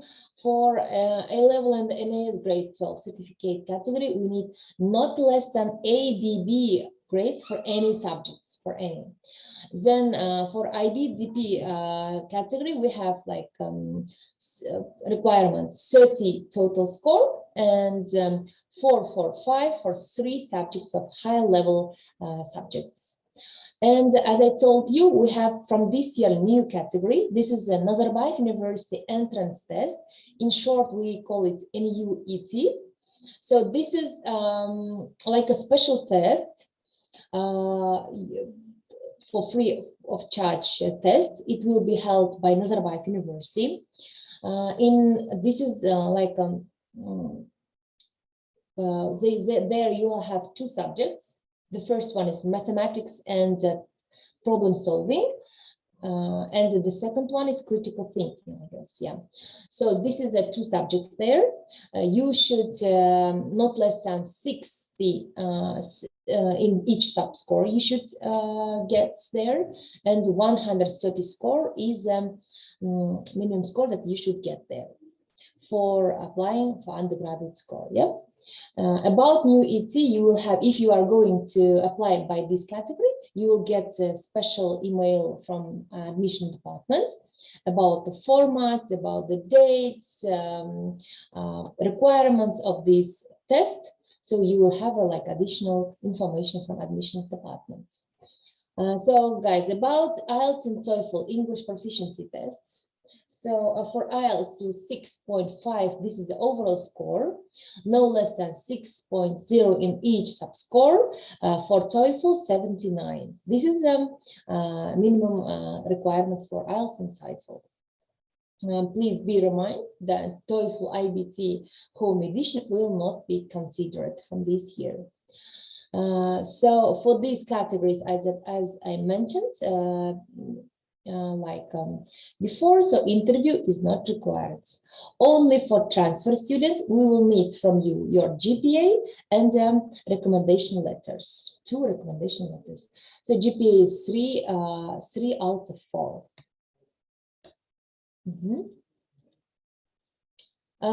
Dear students, the next category for undergraduate program, we have winners of international and Republican subject Olympiads. For this category, we need your Olympiad certificate, your medal, Ielts and the Toefl, also interview is required. As I told you here, I provide you the list of Olympiads that we are receiving, we are accepting, let's say. So this is requirements for Olympiad winners. Dear students, so the next I will provide you application package checklist for master and the PhD programs. The first one we need from you complete application form, national ID or passport, your bachelor degree diploma, Ielts and Toefl or Toefl certificate, your CV, Alex test certificate. This is only for Master of Engineering Management program. The students, the applicants, please remind, Alex test is only for EMEA. Also for GRE and the GMAT, your certificates, but these certificates are optional. This is not like compulsory requirement. If you have them, just yeah, you can attach them. Statement of purpose, of course, this is a motivation letter. Then 2 confidential letters of recommendation. At least one should be from the academic, should be academic reference from your professors. Yeah. The second one can be from your employer, or 2 of them can be from academic staff. Here I will just add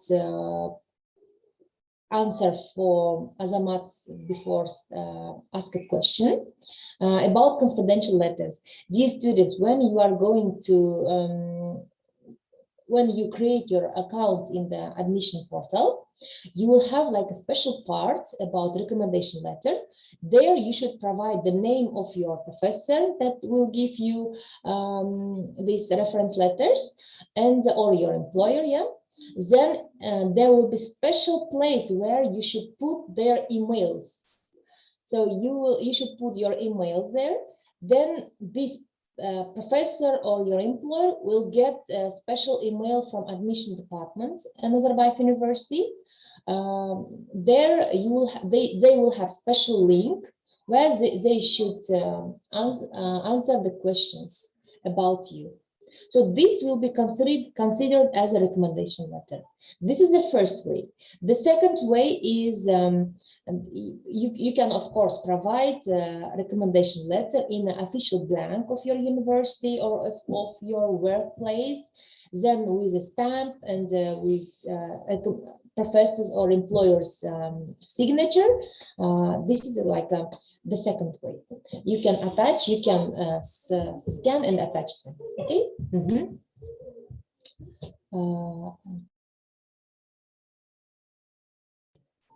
The next one is the next slide. Okay, here let me give you requirements. Yep, for first of all for master program. Of course, first of all, we need from you undergraduate degree diploma. Then minimum CGPA there should be 2.75 out of 4 or equivalent. Overall IELTS test score should be 6.5, no less than 6.0 from your sub-scores. Of course, or equivalent TOEFL as posted in the ETC website.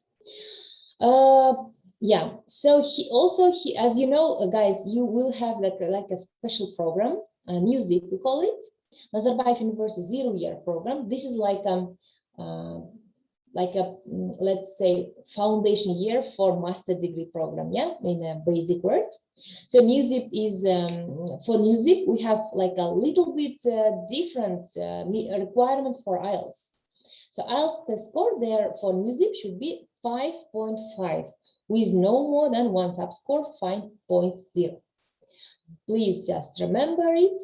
So new ZIP is 1 year, 0-year program. 1 year you will be there, but you will have a scholarship, everything, access to library, access to campus, everywhere.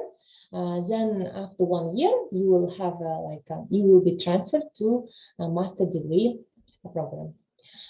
Also, applicants at the discretion of admission committee can be exempted from submitting the language proficiency test report if one of their early academic degree was in English or was earned in a country with English as a language of official communication. Strong reading, analytical, and mathematical skills as demonstrated by GRE GMAT test. This is optional, as I told before. Also here, I will add for MEM program, you will have to pass ALEX test, which will be organized by the school after the application submission of your documents. You will have email from the secretary of the admission committee about the format, about detailed information about this MEM ALEX test. So this is only for engineering management program. Then the last one is statement of purpose. Statement of purpose, motivation letter, up to 1 page. This is application minimum requirements for master degree program. About the recommendation letters, I told you. So we need from you 2 recommendation letters. You will have special link during the application account. Yeah?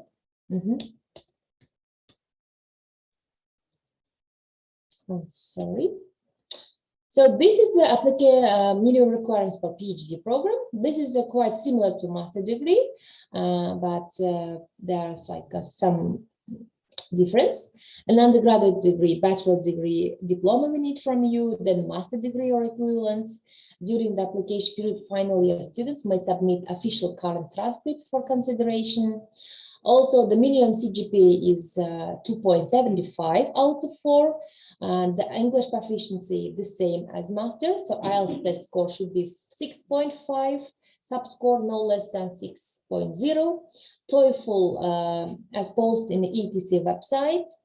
Also, candidates can be exempted from submitting IELTS if an undergraduate or graduate degree was earned in a program which was officially taught in English, 100%. You should provide special paper from your university or your transcript where it is written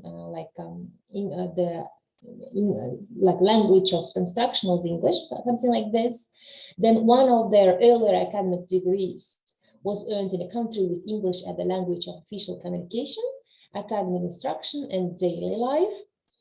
The 5th requirement is strong reading analytical skills as demonstrated by GMAT GRE, but please, this is an optional requirement, not compulsory. Then the 6th one is high motivation and strong interest in the program as outlined in statement of purpose. So this is a 6 minimum requirements for PhD program. If you meet all these requirements, you go ahead, just apply for PhD program of Azerbaija University School of Engineering and Digital Science. So this is our contact details. You can just screen them. Azerbaija University. So this is our website, www.seds.nu.edu.kz. Then we provide you here our email address where you can send all your interested questions. We will try reply to all your questions. Also, we have a call center. This is a general call center for all Azerbaija University. Also email for whole Azerbaija University from admissions departments.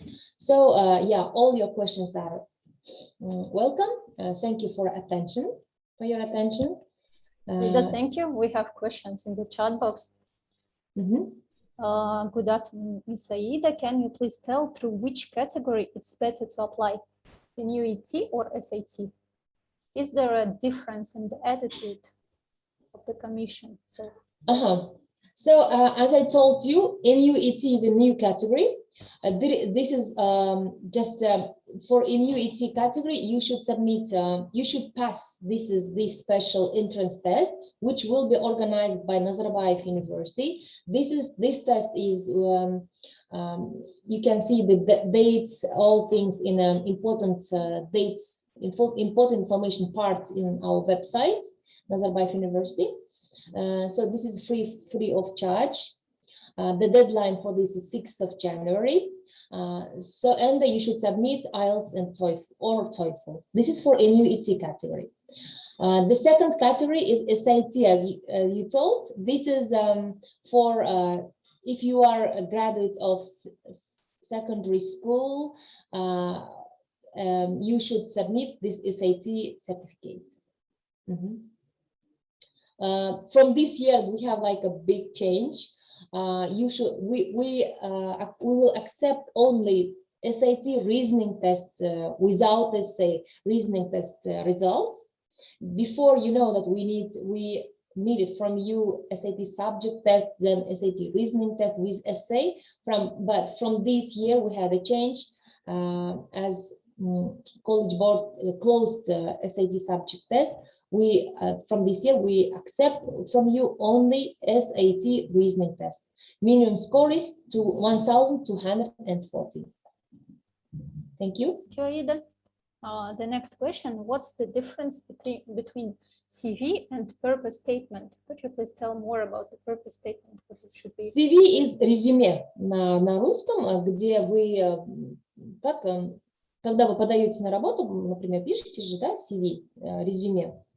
А statement of purpose это почему вы выбираете именно Назарбаев университет, школу инженерии, именно эту специальность, ваши планы, как motivation letter, мотивационное письмо. I will tell you in English now. So CV is like your resume. And this is when you, for example, when you apply for a job, you prepare your CV, right? So this is a CV. But for we need from your CV also statement of purpose. This is a motivation letter. Why you choose Nazarbayev University? Why you choose School of Engineering, Digital Science? Your future plans. Why you choose this? For example, civil engineering. Why? About your background. Maybe you had some projects. All these things you should cover in your statement of purpose. Yeah, this is very important. So please, yeah, be give like a big attention for this. Следующий вопрос. Я правильно поняла, что для бакалавриата нужно сдать SAT или лучше NUET? Ребята, вы уже как бы сами выбираете. Как бы это на ваше усмотрение. Например, мы на нашем сайте, где вот именно в главном сайте nu.edu.kz,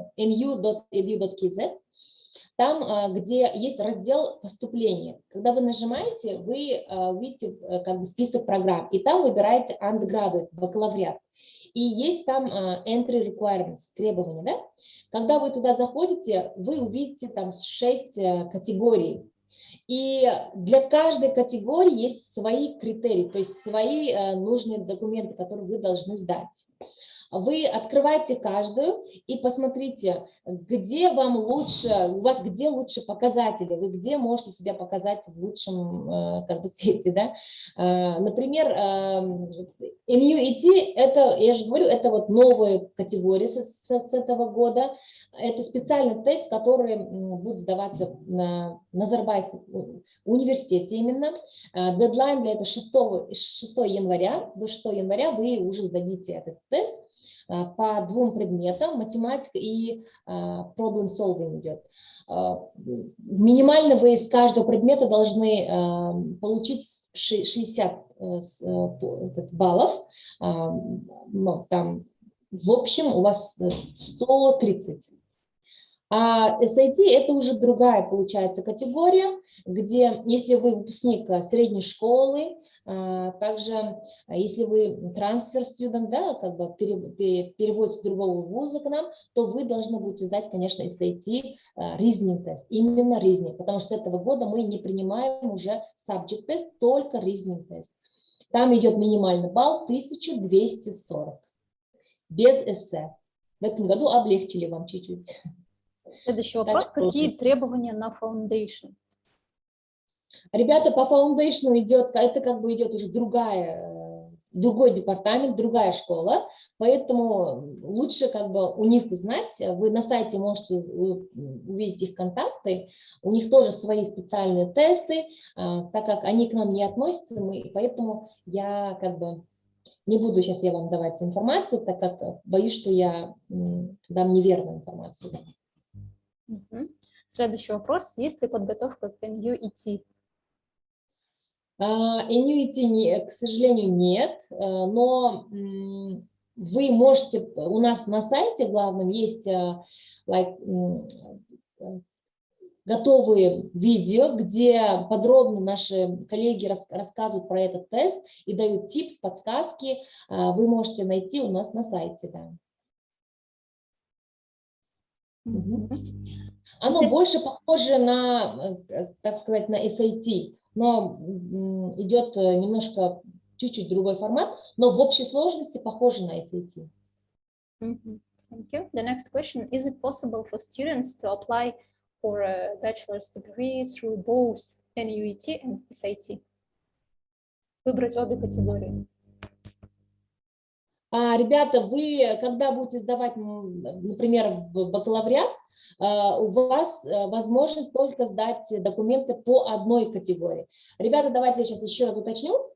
У вас есть возможность подавать документы на 2 программы параллельно. То есть и для магистратуры, там, да, скажем, если вы подаете на магистратуру, скажем, вы можете подать на Engineering Management, также параллельно Data Science, например. Да? Максимально вы можете выбрать 2 программы параллельно сдать. Но для каждого application fee вы будете отдельно платить. То же самое в undergraduate тоже. Вы выбираете choices, у вас будет выбор. Например, первый выбор у меня идет школа инженерии, второй выбор идет, например, гуманитарная школа, либо там школа медицины. Это как бы на ваше усмотрение. Насчет категории, когда вы будете сдавать документы, вы изначально должны внимательно как бы, да, уже точно выбрать только одну категорию и уже сдать все документы по критерии этой же категории. Вы не можете выбрать как бы несколько категорий и там сдать, только по одной категории. Если не идти, то не идти. Если там идет по, не знаю, IB диплома программ, то только по IB диплома программ. Вот это, пожалуйста, запомните. Okay, thank you. The next question, what should we expect on an interview for a PhD applicant? For PhD applicant, of course, for this,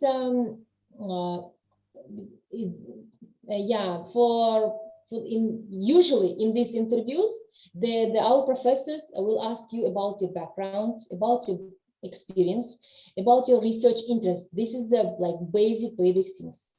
Of course, this is like from last year we had a change. We will not need in advance need your research interests. Like you will choose your research subject during the study. So, but before. Of course, it will be better if you will be prepared, well prepared, and during the interview, tell about your research interests. Okay, the next question, when applying for a bachelor's degree, what should I include in a motivational letter? Should it be specific to academic interest, or may it be more free writing, like a common essay? As you are applying for university, for example, I'm working at Azerbaija University like more than 10 years, and the 10 years I was involved in admission process. While reading the motivation letters, of course, our professors pay attention for your let's say for your academic backgrounds, especially I'm telling about undergraduate, yeah, for your academic backgrounds, about your interests. The main question is here for motivation letter: why you want to be an engineer? For example, why you want to apply for computer science? Why you are applying for robotics, for example? What are your future plans? Something like this. Maybe you during the study, during the school time, yeah, your secondary school time, you got maybe some research, I don't know, research interests, research clubs you went, for example. So tell about this. Yeah, you can just write free in a free way, but more about your academic background. Okay, thank you. Dear participants, if you have any questions, you can ask them in the chat box or unmute your mic and ask it us with the voice. Yeah, you are welcome. Құрметті қатысушылар, сондай-ақ сіздер сұрақтарыңызды қазақ тілінде де қоюларыңызға болады, немесе орыс тілінде, сондай-ақ ағылшын тілінде қоя берсеңіздер болады. Мен сіздерге жаңа имейлдарымызды бердік. Бұл жерде өзіміз сіздерге барлық сұрақтарыңызға жауап беруге тырысамыз. Егер де өзіміз жауап бере алмайтын болсақ, сіздің сұрақтарыңызды керекті профессорға немесе жаңағы кафедра меңгерушісіне жіберіп отырамыз. Сұрақтарыңыз болса, қоя беріңіздер.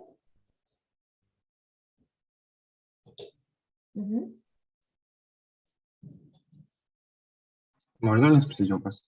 Да, конечно. Вот получается, я уже на сайте для поступления смотрел, и там нужно указывать приоритетную школу, получается, и major, и еще второй choice твой. Получается, там есть first motivation letter and second motivation letter. Получается, нам нужно писать их два письма, да, для каждой отдельно. Да, ребята, это очень важно. Например, вы выбираете первую, скажем, школу инженерию, скажем, civil engineering, а второй выбираете, возможно, да, там, школу медицины. Это две разные школы, поэтому первый идет, почему в первую очередь вы хотите стать инженером, а второй, как бы, да, там, не знаю, медицинскую школу выбираете. Бывает такое, да. Иногда бывает вообще очень разные, например, инженерия, и потом вообще идет экономика, да, и вы должны как-то все как бы доказать, подробно написать, почему именно с инженерии вы уходите в гуманитарию, да, и это все вы должны конкретно указывать там. Профессора очень внимательно читают, ребята. А вот если оба мейджора, они схожи, получается, почти в одной области инженерии, ну, вот, допустим, mechanical and aerospace engineering и там civil engineering, просто... Нет, да, это, да, конечно, схоже, но вы должны, как, например, mechanical engineering, это больше сложности, как машиностроение идет, да, как бы другое совсем. А civil это уже связано со строительством, с гражданским строительством, например. И вы, это все равно как бы есть же различия, и вы должны написать, да, вы одно и то же мотивационное letter, да, вы не можете сдать, поэтому лучше, конечно, вы можете где-то там взять, но чуть-чуть по-другому все-таки. Понимаете?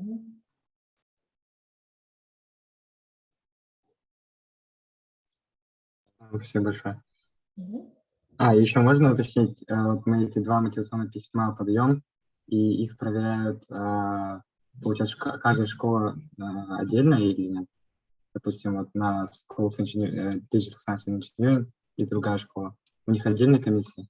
Конечно, да. Ребята, по Admission Committee Members. У каждой школы отдельная, например, for undergraduate у нас идет общий школьный комитет, скажем, там во главе с деканом, вице-деканом и профессоров с разных кафедр. Это для андеграда. Для каждой школы отдельный комитет. Например, у медицины своя, у майнинга своя, у этого, например, у инженерии своя, да, комиссия. А для магистратуры идет, получается, для каждой уже программы отдельный комитет. Например, Civil Engineering, да, Master of Civil Engineering, Environmental Engineering. Для них вот отдельно с этой кафедры вот, профессора кафедры Civil Engineering там во главе завкафедра идет. Для электриков отдельно, для Computer Science совсем отдельная комиссия. Поэтому тут отдельно. Потом, ребята, я хочу здесь кое-что добавить, забыла в презентации своей. У многих есть такой вопрос. Мы можем ли, например, вначале мы выбрали Computer Science, потом решили, например, поменять, да, на Mechanical. Вдруг решили на Mechanical, например. Можем ли менять? У вас есть возможность, да, ребята, вначале, если даже вы выбрали Civil Engineering, потом во время первого курса вы решили, ну, вам не понравился Civil Engineering, хотите на Chemical, да, у вас есть возможность. Мы даем специально каждому год для всех студентов undergraduate время, чтобы подумать. Потом у вас будет специальный дедлайн, где до этого дедлайна вы должны сдать специальную форму, change of major называется, чтобы поменять у вас мейджор. Но чтобы поменять мейджор, вы должны получить, конечно, согласование от декана и заведующей кафедры, куда вы переводитесь. Также у вас есть возможность, конечно, менять школу. Например, вы поступили, скажем, не знаю, в школу, ну, например, гуманитарную школу, да, потом вы там год в начале, например, первый семестр отучились и решили, что нет, вы хотите на инженерию, если деканы, будут места, конечно, в школах, и вы получите согласование обоих деканов, обоих школ, то вы, конечно, можете перевестись с другой школы на другую. Трансфер называется это. Трансфер между школами. Есть тоже такая возможность. Имейте в виду. У нас есть вопрос, Аида? можно ли? Да? Это Динара. Здравствуйте всем. Я хотела просто добавить, что недавно вышло одно изменение. Трансфер между школами не будет возможен после первого семестра. То есть в данном случае это вот буквально на днях вышло такое решение. Поэтому если кто рассчитывает прям кардинально менять школу в течение первого семестра, то такое, скорее всего, будет уже невозможно. Внутри школы это возможно, то есть внутри инженерных специальностей это возможно, а между школами только после первого года. Ну, то есть первый семестр, первый год вы должны будете отучиться в той школе, в которой поступили. Ну, это такое небольшое изменение. Спасибо, Динара. Хорошо. Значит, только внутри школы вы можете менять свой majors. Поэтому, ребята, когда вы подаете уже свои документы, надо будет уже изначально тщательно подумать, уже точно выбрать, по крайней мере, школу и подавать свои документы. Да, но после первого курса даже между школами меняется, уже там нормально. Как раз-таки после первого курса это и делается. После второго уже будет тяжело разницу давать. Конечно, да. Уже, да, разница в программе идет, поэтому после первого курса только это возможно. Спасибо. Следующий вопрос. А можно ли подать одновременно на Foundation и бакалавриат, а позже выбрать что-то одно? Да, ребята, такое возможно. Это практикуется у нас. Вы можете параллельно подавать, но и на Foundation, и на Direct Admission. Ребята, я здесь тоже такое скажу, что запомните, что для Foundation уже началась application, так как и бакалавриат, но для Foundation дедлайн закрытия application чуть раньше, поэтому да, тщательно посмотрите внимательно, у нас на сайте все данные есть, все даты, посмотрите и можете, да, параллельно сдать и на бакалавриат, и на Foundation. Следующий вопрос. А если указать две разные школы, то будут рассматривать одновременно? И еще, если школы будут совсем не похожи, повлияет ли это на решение комиссии двух школ? Например, вы, когда будете подавать, у вас в application форме будет место, где вы тикаете, да? То есть ставите галочку, где у вас первый выбор, второй и третий, да? First, second and third choice. Вот. Обычно мы, школа инженерии цифровых наук, обычно это в практике, не знаю, как будет в следующем году, но в предыдущие года мы рассматривали только первые аппликантов, которые подавали по первому выбору. То есть у нас достаточно было студентов, очень много кто подаются, и поэтому мы рассматривали только first choice, да, первый выбор. Это не влияет, потому что мы выбираем только, ну, мы смотрим только ваши документы, которые вы подавали, и список, список тех, кто подал в школу инженерии. И у нас как бы меритократия идет, мы все прозрачно, специальная методология, где идет подсчет ваших всех данных, идет как бы еще вот такие вопросы задают нам, часто задают вопросы, что, например, если привилегии, например, кто сдал по EB программе, да, там, или по NIS, там, потом идет олимпиадники, вот в таком плане, да? Нет, у нас идет, мы всех рассматриваем одинаково, то есть все идет в один рейтинг. Специальная программа разработана, методология, где все транспарентно, прозрачно, все рассчитывается, все ваши баллы и выставляется в рейтинг. И вы потом ждете решения, конечно, admission committee.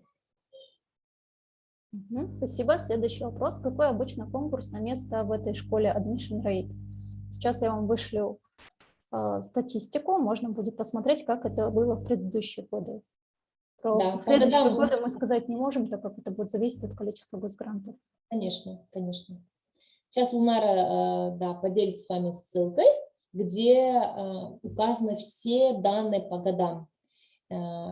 После каждого admission периода, то есть, да, мы делаем, конечно, анализ, статистику, где мы все показываем вам. Вы можете там посмотреть и сделать ваши выводы. Тут следующий вопрос схожий. Сколько грантов на аэрокосмического инженера и вообще на все специальности? На следующий год мы пока не знаем, к сожалению. Мы ждем решения Министерства образования, где нам как бы выделяют гранты. Но, конечно, будут схожие, как в прошлом году. Ну, может быть, как бы slightly, да, чуть-чуть изменения. Ну, как бы вот эти данные мы можем подсказать вам чуть в следующем году, где-то в месяц март-апрель. На данный момент, да, мы не можем вам конкретно сказать количество грантов. The next question, could I apply for computer science if there is a big difference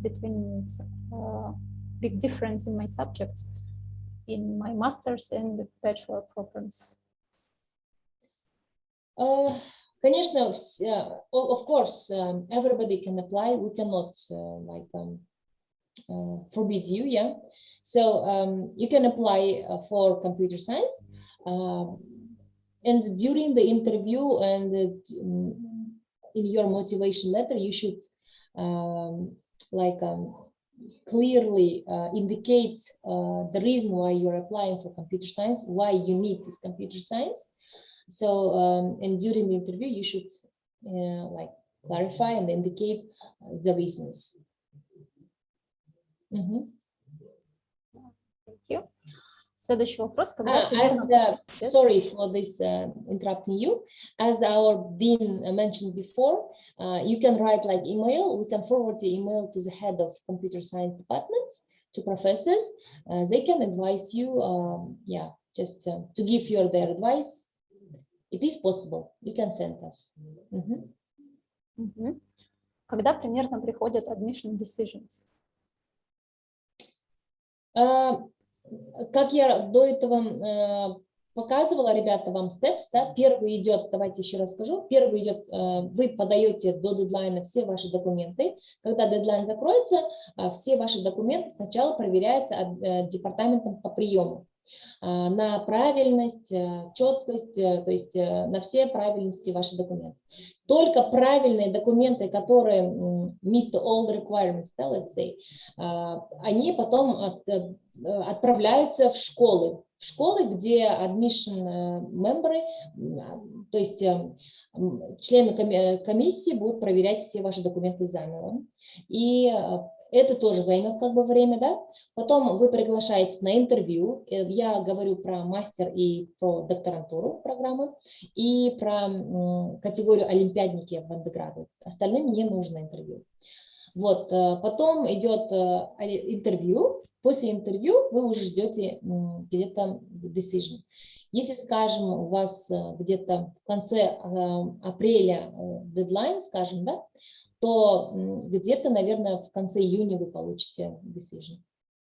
Может, в середине или в конце. Но это я так, скажем, approximately, да, говорю, не то, как бы, возможно, плюс-минус неделя. Это уже ближе к дате мы вам все объясним. Пока даже дедлайны, я как сказала, по магистратуре и докторантуре у нас дедлайны еще не выставлены. так как еще идет согласование, на днях вы получите точную дату application, онлайн-регистрации. Следующий вопрос. Будут ли сообщать, если какие-то документы некорректны? Конечно, конечно, да. Все ваши документы будут проверяться. Если какие-то сомнительные, не знаю, какие-то спорные моменты будут, наши коллеги с департамента по приему напишут вам, свяжутся с вами по телефону. Поэтому все ваши контактные данные, пожалуйста, внимательно указывайте, чтобы не было потом проблем. Следующий вопрос. Результаты САД можно отправлять вам в декабре и указывать NU как организацию получателей?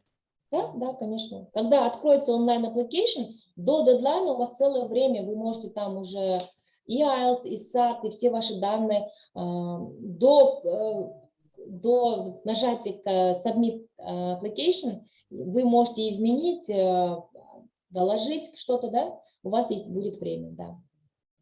Also for PhD, could I apply for 2 PhD programs from the different schools? Sorry? Again? For PhD, is it possible to apply for 2 different schools? Yes, dear students, dear applicants, sorry, you will have like you have opportunity to submit your documents simultaneously for 2 programs in one time, maximum 2 programs. It can be 2 different schools or 2 programs in one school. So this is yeah. Okay, thank you everyone. Okay, another question. What was average SAT among undergraduate students last year? So Nurmash, you can follow the link that I sent before. In the statistics, you will find the information about the SAT scores. So here it is. Okay, so it's time for a game. If you have any questions, сколько грантов на каждую специальность? So, это пока мы не знаем. Мы ждем информацию, ребята, мы вот сами ждем сейчас, потому что мы ждем решения Министерства образования, и это, наверное, ближе к апрелю, к марту следующего года известны будут. И мы будем проводить с Лунарой много прямых эфиров, также будут онлайн Virtual Open House Days, да? Там мы будем говорить вам. Скоро вас ждут вебинары, лекции онлайн. Поэтому, пожалуйста, участвуйте. Там будет очень важная информация каждый раз, объявления. Поэтому everybody is welcome. Да, вот в прошлом году мы проводили дни открытых дверей уже по департаменту, чтобы наши профессора рассказали подробнее о каждой специальности, о требованиях, может быть, о составе программы. Так что следите за новостями. Мы, как только будет известно, мы объявим. Okay. Thank you, Aida, for this session. It was very interesting, very useful.